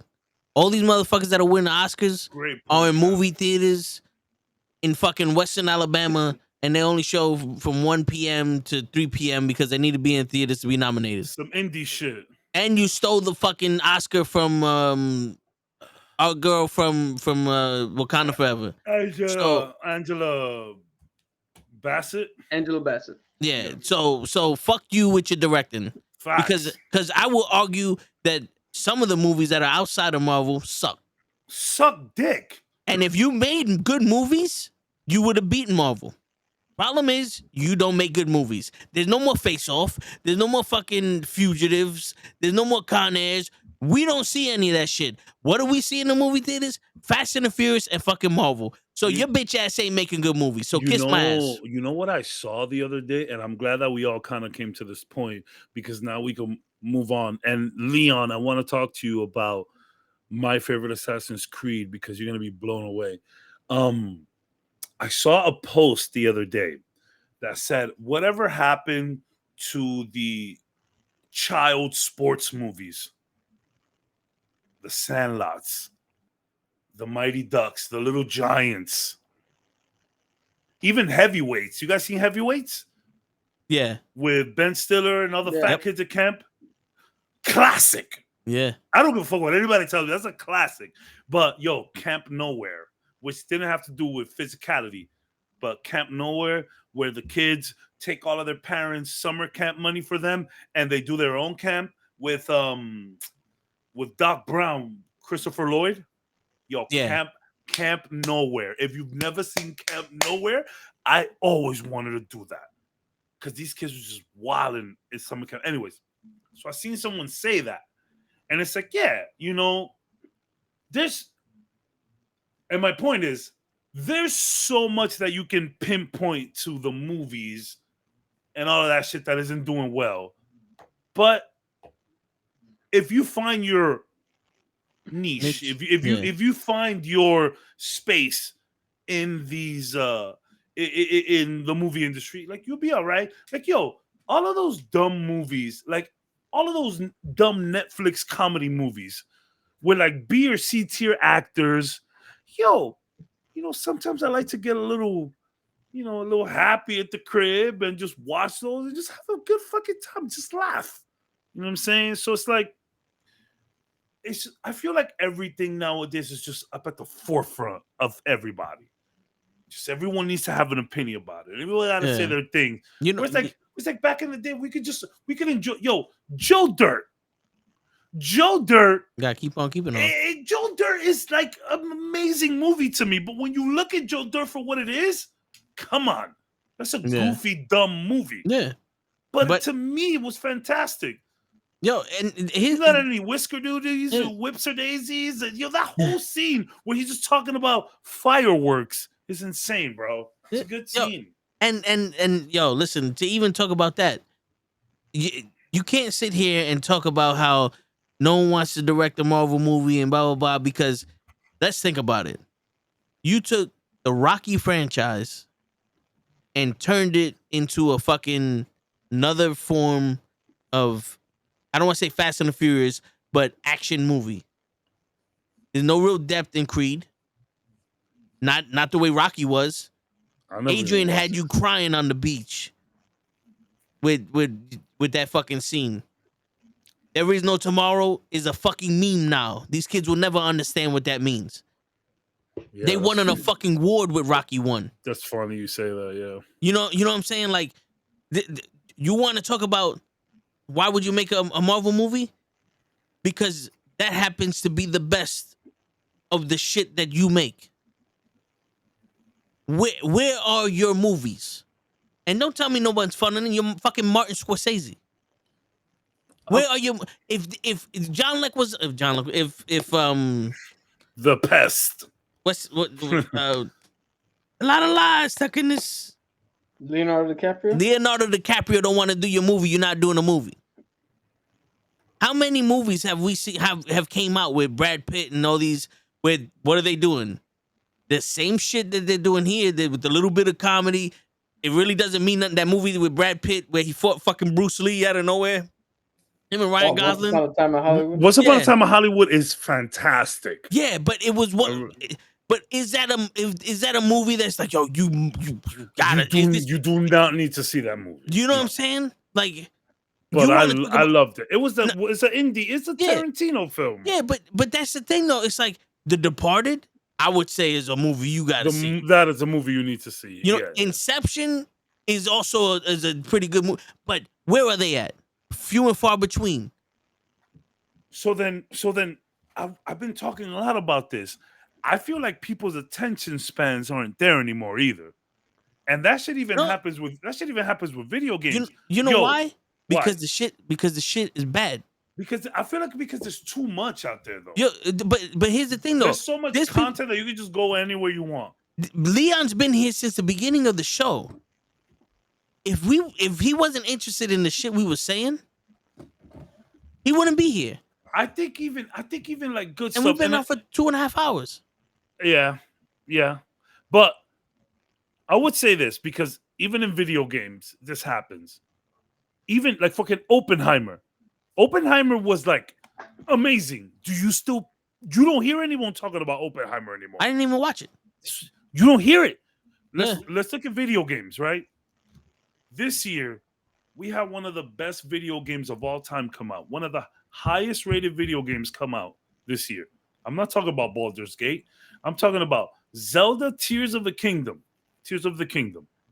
That shit reviewed better than any other Zelda game. That shit came out in March. Yo, no one talks about that shit anymore. Back in the day, we would talk about shit for years. We're still talking about the Sandlot. Yeah. I quote the Sandlot every day.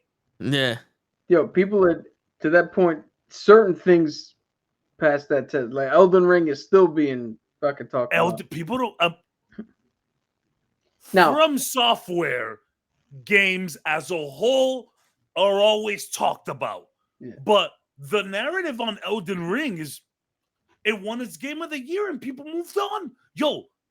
Now, and this is unfair because of all of the LGBTQ plus stuff that was attached to it. But Harry Potter. Hogwarts Legacy shattered records. And that's because of the anti-machine saying, yo, fuck all of this woke agenda. Let's just buy the game. But yo, the game actually turned out to be really good. No one talks about that shit anymore. Like that, yo, things come and go so fast nowadays. It's a great game, Leon, but there's just so much other good games. Yo, 2023 has been an insane year for gaming. Dude, there's legit, I think, like 10 to maybe 12 legit contenders for Game of the Year. Bangers. Yo, Street Fighter has always been a predominant fighting franchise, always at the top. Poor Mortal Kombat. You could just never get there. Sorry to any Mortal Kombat fans in the world. But if you're a Mortal Kombat fan, you need to understand that you're always going to be number 2 to Street Fighter. I don't write the rules. And in a year where Street Fighter 6 dropped the game that worked online, visually looked great, had a campaign mode, which, the World Tour mode is incredible. This shit hit a 9.2 on Metacritic. And everyone's just like, the esports scene obviously still carries this game on because it's the esports scene. That's what you do. You talk about these kind of competitive games. People have moved on from Street Fighter 6. I'm telling you, shit don't last anymore. Baldur's Gate. People stop talking about Baldur's Gate. Not as much. It's still fresh. Starfield. Like, I feel like Starfield came and and disappeared. Starfield came and disappeared. It wasn't the greatest game. There's problems with it though. Yeah, Lords of the Fallen came.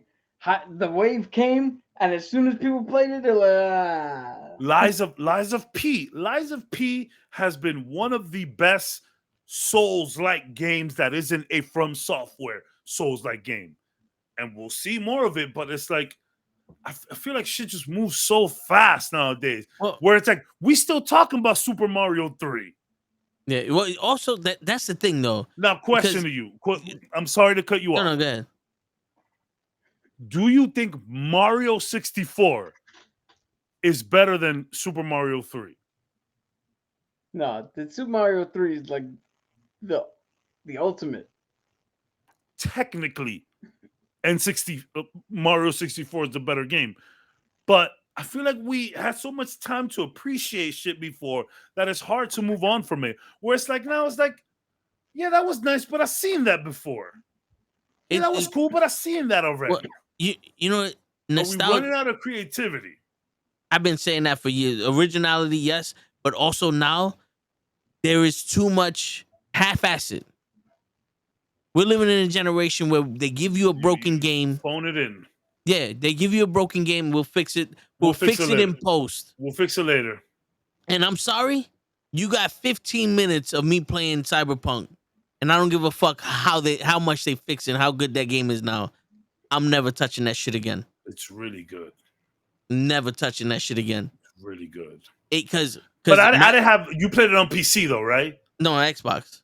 Okay, Yeah, I played Yeah. regular Xbox or the Series X. Because on the PS5 that shit was fine to me, but on the PS4 was rough. But it was one of those. So Leon, I'm sorry, Leon. No. Mario Galaxy is incredible. Mario Galaxy is the better game than both Mario 3, Super Mario, and maybe 64. But people just forget about shit too quick. I'm sorry, your take on Cyberpunk. It's not even just Cyberpunk. It's just the thing is, the more you give us shit, the more we're not gonna appreciate. Like Lords of the Fallen. It's a good game. It's not my type of game, but I play it because it's co-op. I'm a co-op guy. Facts. I like playing with Cap. So unless I'm playing with Cap, I'm not really doing it. My type of game my type of game would have been NBA 2K. Yeah. But because every year they came out with the same exact game, they just changed the numbers. I got to the point where it's like, I don't care what you did this time. I'm not giving you $70 this time. I don't care what you did this time. Yeah. Because what I'm seeing is the price goes up, the quality goes down, and I'm paying for it. Nah. Yo, let me tell you, when Street Fighter 2 first came out on the Super Nintendo, it was $64.99 plus tax. The reason we are so mad at game pricing now is because we're paying for it. And you buy a game and you don't even have time for it anymore. Yeah. So that's the problem. Yo, and now these games be $100. When you were 6, 7 years old, 10 years old, I could have brought you the biggest piece of crap video game and you would cherish that shit. Yep. Ninja Turtles 1 on the Nintendo is one of the worst and hardest video games of all time. But a lot of people remember that shit fondly. Yeah. And it's like, yo, I would challenge anybody to put that game in on the NES and play it. And you'll be like, you'll have nightmares. You'll be like, what is this? Like, yeah. You know what's crazy? Ninja Gaiden, which we never passed the first fucking board, I remember playing every day. But that fucking train can never get past the train. And fucking Battletoads. Battletoads was that was different. Battletoads wasn't, it was marketed to kids, but it wasn't made for kids. You needed cognitive motor skills for that game. If you was 10 or less, you wasn't ready for that. You need to be a teenager at least to play that game. I wasn't ready for that game. That was too much. It was no. But I wanted to talk to Leon right quick. So Leon says, but here's the problem. The gaming industry is not good anymore. Yo, Leon, 2023 was a banger of a year. June alone, we had Diablo 4, which I know, it was still a good game. Seasonally, we could talk about it. But then we also have Final Fantasy 16 and Street Fighter 2. And that's just in June. We had Spider-Man just released. Baldur's Gate has been in early development for a while, but it released. We had Hogwarts. It's been a good year. But I wanted to talk to you, Leon, because you said your favorite Assassin's Creed was Assassin's Creed Brotherhood, and fantastic. You're going to hate my favorite Assassin's Creed. My favorite Assassin's Creed was Assassin's Creed 3. There was just, I get it, Connor or Raton Hakedon, which is his name. I think that's how you say it. Yeah. I get that he wasn't the best character. But sneaking around through the frontier, the first time we got tree climbing, and we had those assassination missions in the frontier, that shit is goated. I loved just traversing the frontier. Yeah. And then next to that, I would probably say Black Flag. You know what's funny? That's the same reason why I love Splinter Cell. But I rage quit Splinter Cell and I couldn't get past like the third board. It's fine. But I love the fact that you could sneak around. You had to shoot the cameras. You had to drag the guy into the thing. You talk about the first Splinter Cell for the original Xbox. Yes. How fucking revolutionary was that? You had to take out lights. Yeah. If you want to sneak past this person, take out the light. Yeah. You had to make the noises over there for them to go. Yeah. The coolest thing was when you would do the jump in between like a small hallway and then do the split on top. Yeah. So you go pop, pop, pop, split. And then you literally have people going under you. Man. Yeah. When I was I was like 14, 15, maybe 16, maybe a little older than that. I used to just edit videos for no reason. You should just edit videos and just put music behind them and just edit videos on Windows Movie Maker. I wasn't getting paid. This was what a fun evening to me was. 6 hours editing a 3-minute video. This was some of the best times of my life. I made a video which was Solid Snake from Metal Gear Solid versus Sam Fisher from Splinter Cell. That was one of my favorite videos. The song that I used with that, ready, steady, go. Boom, boom, boom, boom. Yo, I would kill to have that video in my possession right now. Shit. I would love to have that fucking video. I made so much of those. If that PC could have read the amount of time that I spent on Windows Movie Maker, it had at least 2, 3, maybe 4,000 hours. I fucking edited so much videos. I was like in the forums, remember, way before Instagram and YouTube and all of that. We had gaming forums. There's still forums out there, but that's all we had. I was in a gaming forum and I like created the banner for it. I was like top admin. Everybody was like, oh, man, you gonna drop your new video today, man? What's up? I was a fucking god on those forums. Fucking 14, 15 years old. Oh, man, it was some good times. It was a good time. Was WWE 2K, dude? 20 was good. No, 19 was good. 19, 13. 22 was okay. 23. Which was the one with Rey Mysterio on the cover? 22, right? Oh, okay. 23. Okay. Yeah. 19 and 13 but probably the best overall game. This story mode for 23, the best fucking story mode ever. If you want to get the full experience of what it's like to be a WWE superstar, this story mode is the fucking pinnacle. Yeah, Leon, do you mind saying how old you are? Because if you really want a good wrestling game, just order a Nintendo 64 from Amazon. It's like $50, and then get WCW NWO Revenge. If you really want the best wrestling game of all time. any THQ video game. Yo, I would say WrestleMania Even 2000 for this one fact. bro. I brought it up before. Reyes on 22. Yeah. Yo, that one was good. Yo, Cabs, if you're into mixed martial arts, you get the Xbox 360, UFC 1 and 2. Undisputed? Yeah. Michael Bisping. I had like 1,000 matches online on that shit. Yeah, I was a problem with Bisping. The minute they went to EA Sports, you could ask Cap. I was like, nah, they killed it. So I mistakenly bought a yearly subscription to EA. Yeah. So it's like $30 a year, and you get like free EA titles here and there. I bought it by mistake, and then it refreshed in December. It was $30. I said, who cares? And I downloaded the most recent UFC. Garbage. Yo, nothing beats Undisputed. Yeah. UFC 5 has actually been rated the highest any UFC game has ever been rated. I get it, but that Undisputed it felt different. And the ground game felt better. Yeah. Like it was the ground game felt more intuitive than the EA joint. You can ask Cap.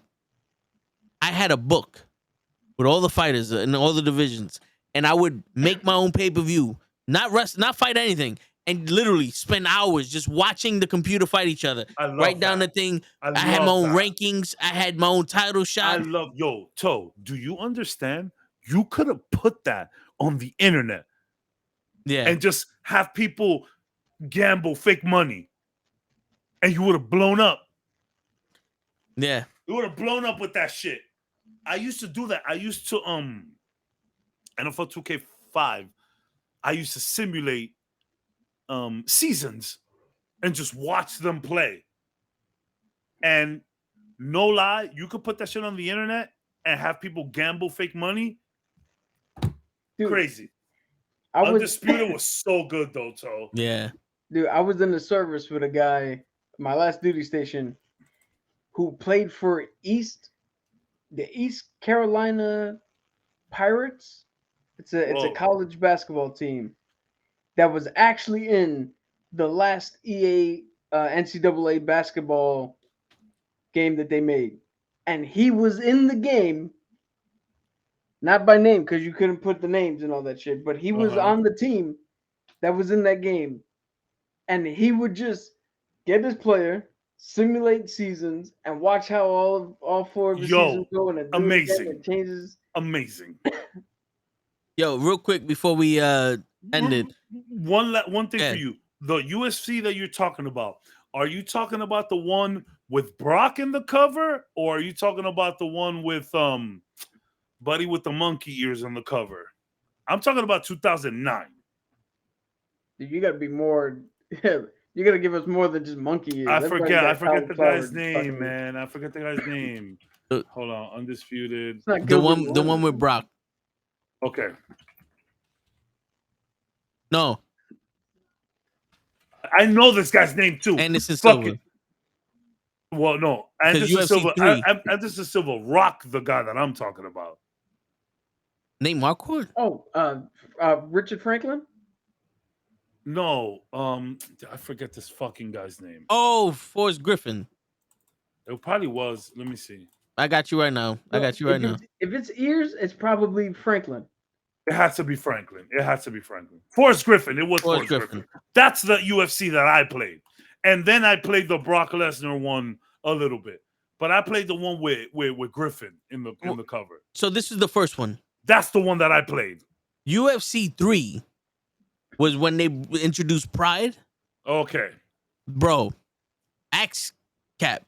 I would go to Japan because the first round was 10 minutes Yeah. and just fucking mollywop niggas. Bro, it was there was nothing better than just fucking fighting someone and beating the living. Yo, Yeah. I lost a fight to Matt Serra in UFC 2. And this was my career mode. I was undefeated. I lost to Matt Serra. I said, fuck this. I made my wrestling better, and for 5 straight rounds, I destroyed Matt Serra's ribs. His ribs were black because it's the first game that they actually had the bruising. Yeah, you can see His ribs were black, and he was like this. Every time I fucking swung at his body, he dropped. And then I said, you know what? It's over now. And then I just knocked his ass out in the field. I wanted to punish him. Bro, it was beautiful. I love that. The Undisputed series was incredible.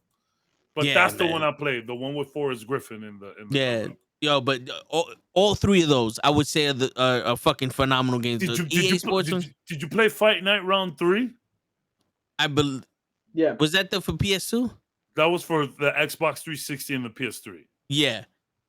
That was where you could do the cut animation, where you had to like control the cutting with your. Oh yeah. That shit. You could make your own career mode and shit. Yo, I played that. Like when you like hit them, they were like it only showed their like torso and up. Yeah. But like when you would like knock them out, you see it in slow mo. Yo, I played that game like crazy. Dude, I was in a career mode and I was literally fighting Holyfield. And for 9 rounds, every round, he knocked me down. And I'm getting up. And yo, dude, we went to decision, but it was like from round 1 to round 12, he knocked me down. It was like, I was no way I'm beating this fucking guy. And I'm just going in there, left eye. And you see him like this, like he's covering his eye. And for some reason, I just could not knock this nigga out. And then he touched me and I'm out. I'm like, yo, what the fuck? Leon, the one that I'm talking about was a release title. So it was out 05 when the Xbox first came out. Fight Night Round 3 for the Xbox 360. Yo, the graphics were on point. Yeah. Yo, like it made you feel like you was in the fight. Yo, man, that game was so good. Yeah. But all right, yo, so good. Real quick, Echo. Oh shit. The minute I saw Kingpin, I was like, I'm getting this. Oh, I got the chills. Yeah. I got the chills. I got the door smashing vibes. Yeah. I got the door smashing vibes. But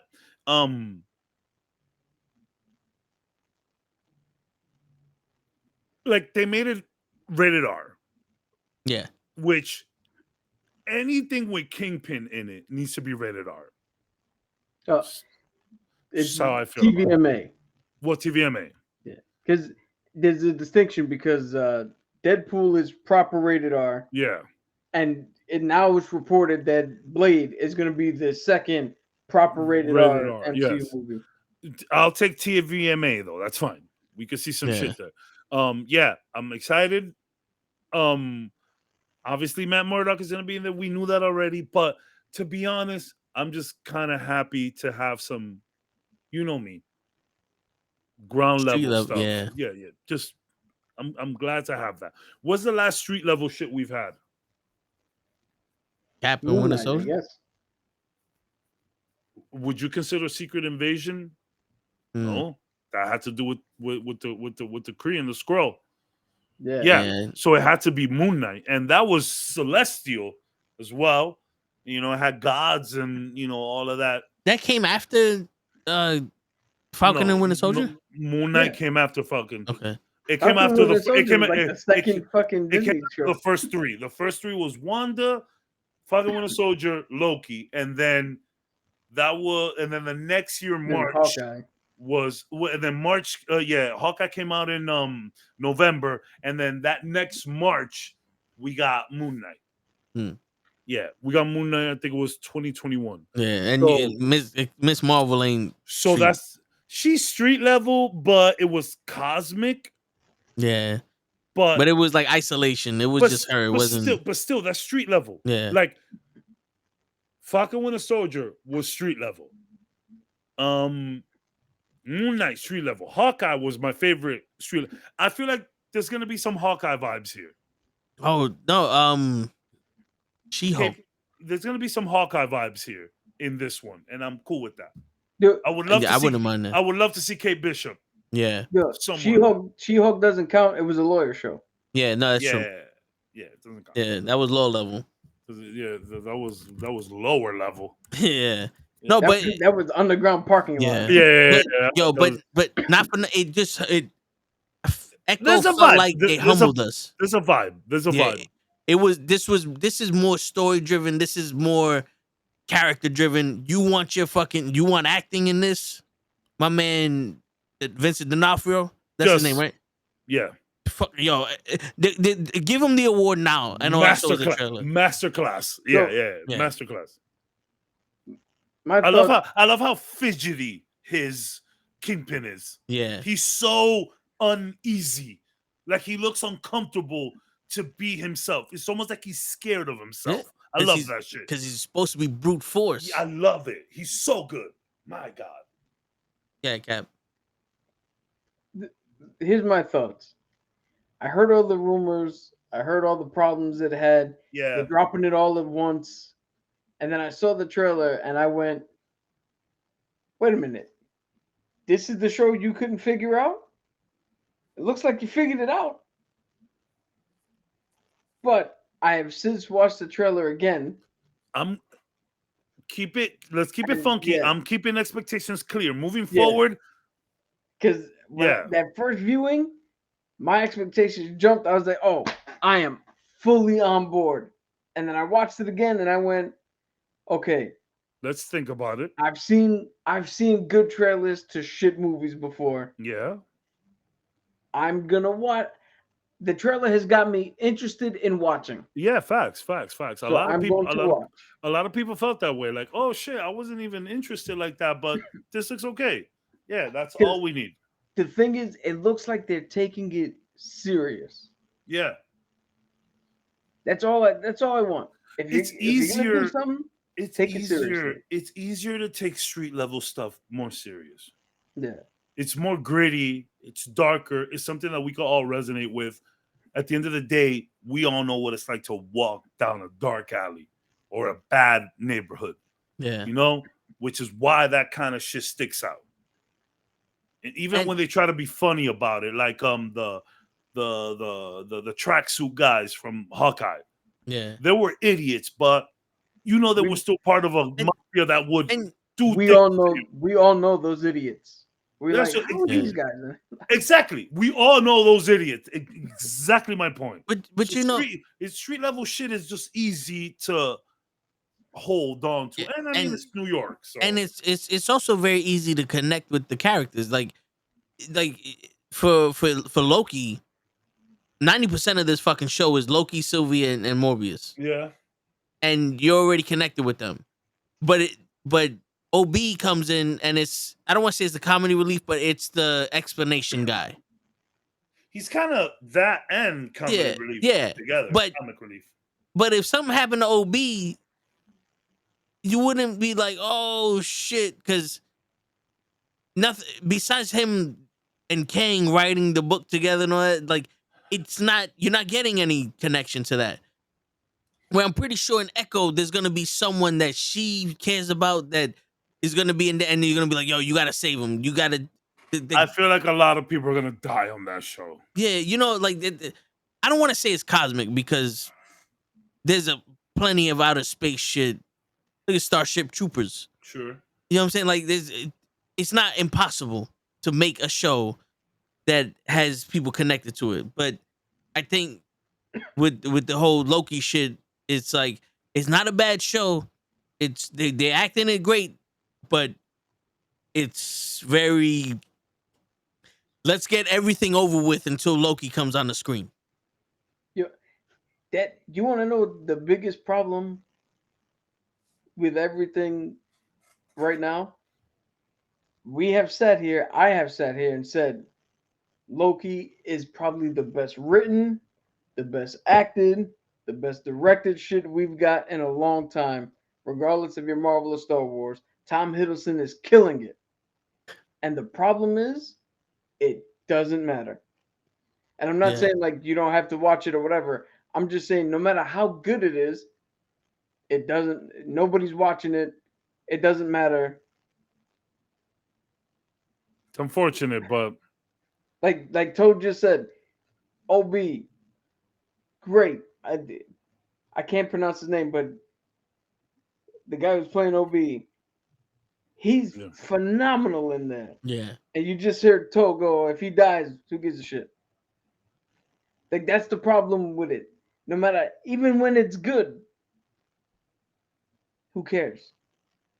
I mean, did you really feel affected when this girl killed all those people in the box? I did.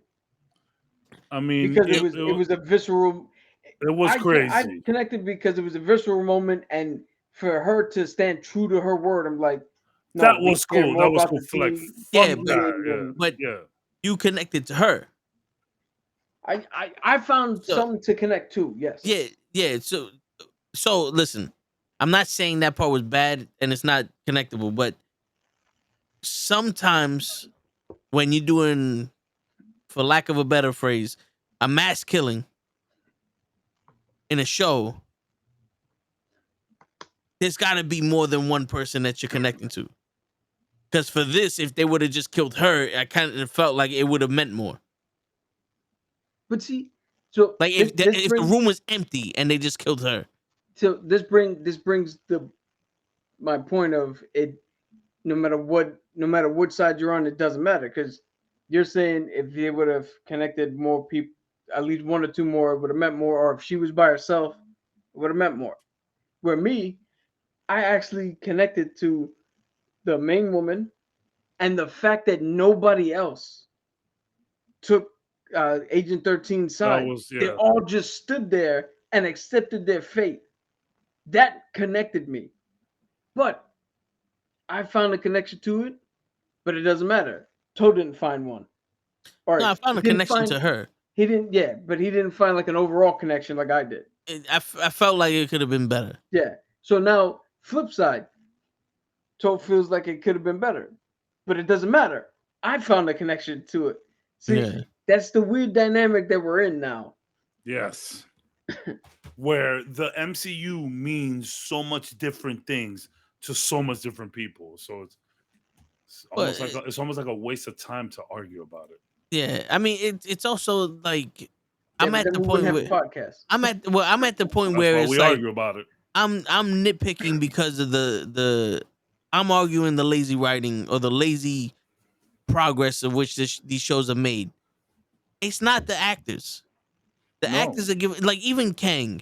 I understand what you're saying, Kaz, because at points it's like, all right, my nigga, we know your comments. Just say the line. Like, yeah, when you gave homeboy the hot chocolate, the hot cocoa, and you did the, I was like, what was that? Just say the line. What was that? Yeah. That was too much. But I hate that they call it chocolate soup. That's weird. Yeah, and it's just like I feel like there's so much more. Because remember, man, we came from an era where you had to think about everything. Yeah. Like it's not even Marvel anymore. It's like the movies we watched. Everything meant something. Saw. If you didn't catch it, something meant to, all the mystery shows, the fucking detective shows we watched, fucking even the like Family Matters and all that other shit. Something connected with something else. The Saw 1 plot twist that he was there laying down the whole time is crazy. Yeah. You can't top shit like that. Yeah, and it's like we grew up where school made us critically think. Yeah. It wasn't, you didn't go to school to find out 1 + 1 was 2. You went to school to find out why you needed to know 1 + 1 = 2. Yeah, that's a good point. Yeah. You know what I'm saying? Like now, it's not about knowing it. It's about understanding why you need to know it. Yeah. Yeah, that's it's a like, good point. It's like, yo, don't just take my word for it. Figure this shit out for yourself. Show your work. That's literally what you show your work. Yeah. Yeah. Yeah, that's a good point. Because the thing is, like, everyone can have the same answer, but how did you get to it? Yeah, yeah. You know? And nowadays, I'm still in that mindset. Like, I don't want to lose that mindset. So it's like, damn, you just glossed over this shit. This shit could have been fucking so much better. You know, this like I'm not saying it's a bad show because it's not, but this is where the benefit of more episodes longer than you know. I'm not asking for dragging. I really enjoyed episode 5. Yeah, but you know, it's Really just liked episode 5. I honestly felt just in Sylvie's part. This is where you see they're on a fucking that digital screen you're talking about. The volume. That McDonald's looks like they put a cardboard box of McDonald's up and stairs. It's a set. It's definitely a set. Yeah, I was like, damn, son, can this get any worse? And then I'm starting to think it's Sylvie's fault just for her acting. Just that character, the character in this now is becoming. You didn't give a fuck about any of these people when you killed Kang, and he told you that this was gonna happen.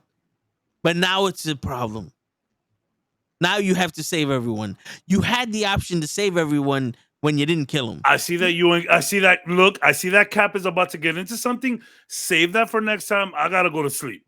Yeah, I saw it. Cap was bubbling in there. No. You guys could go. I'm not refereeing anymore. I got an early morning tomorrow. But so next week we can continue that talk next week. You gonna watch the Marvels? Not this week, man. The week after. I can't this week.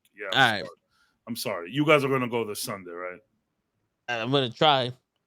I'm sorry. Hopefully. I can't go this weekend, man. It's a busy weekend.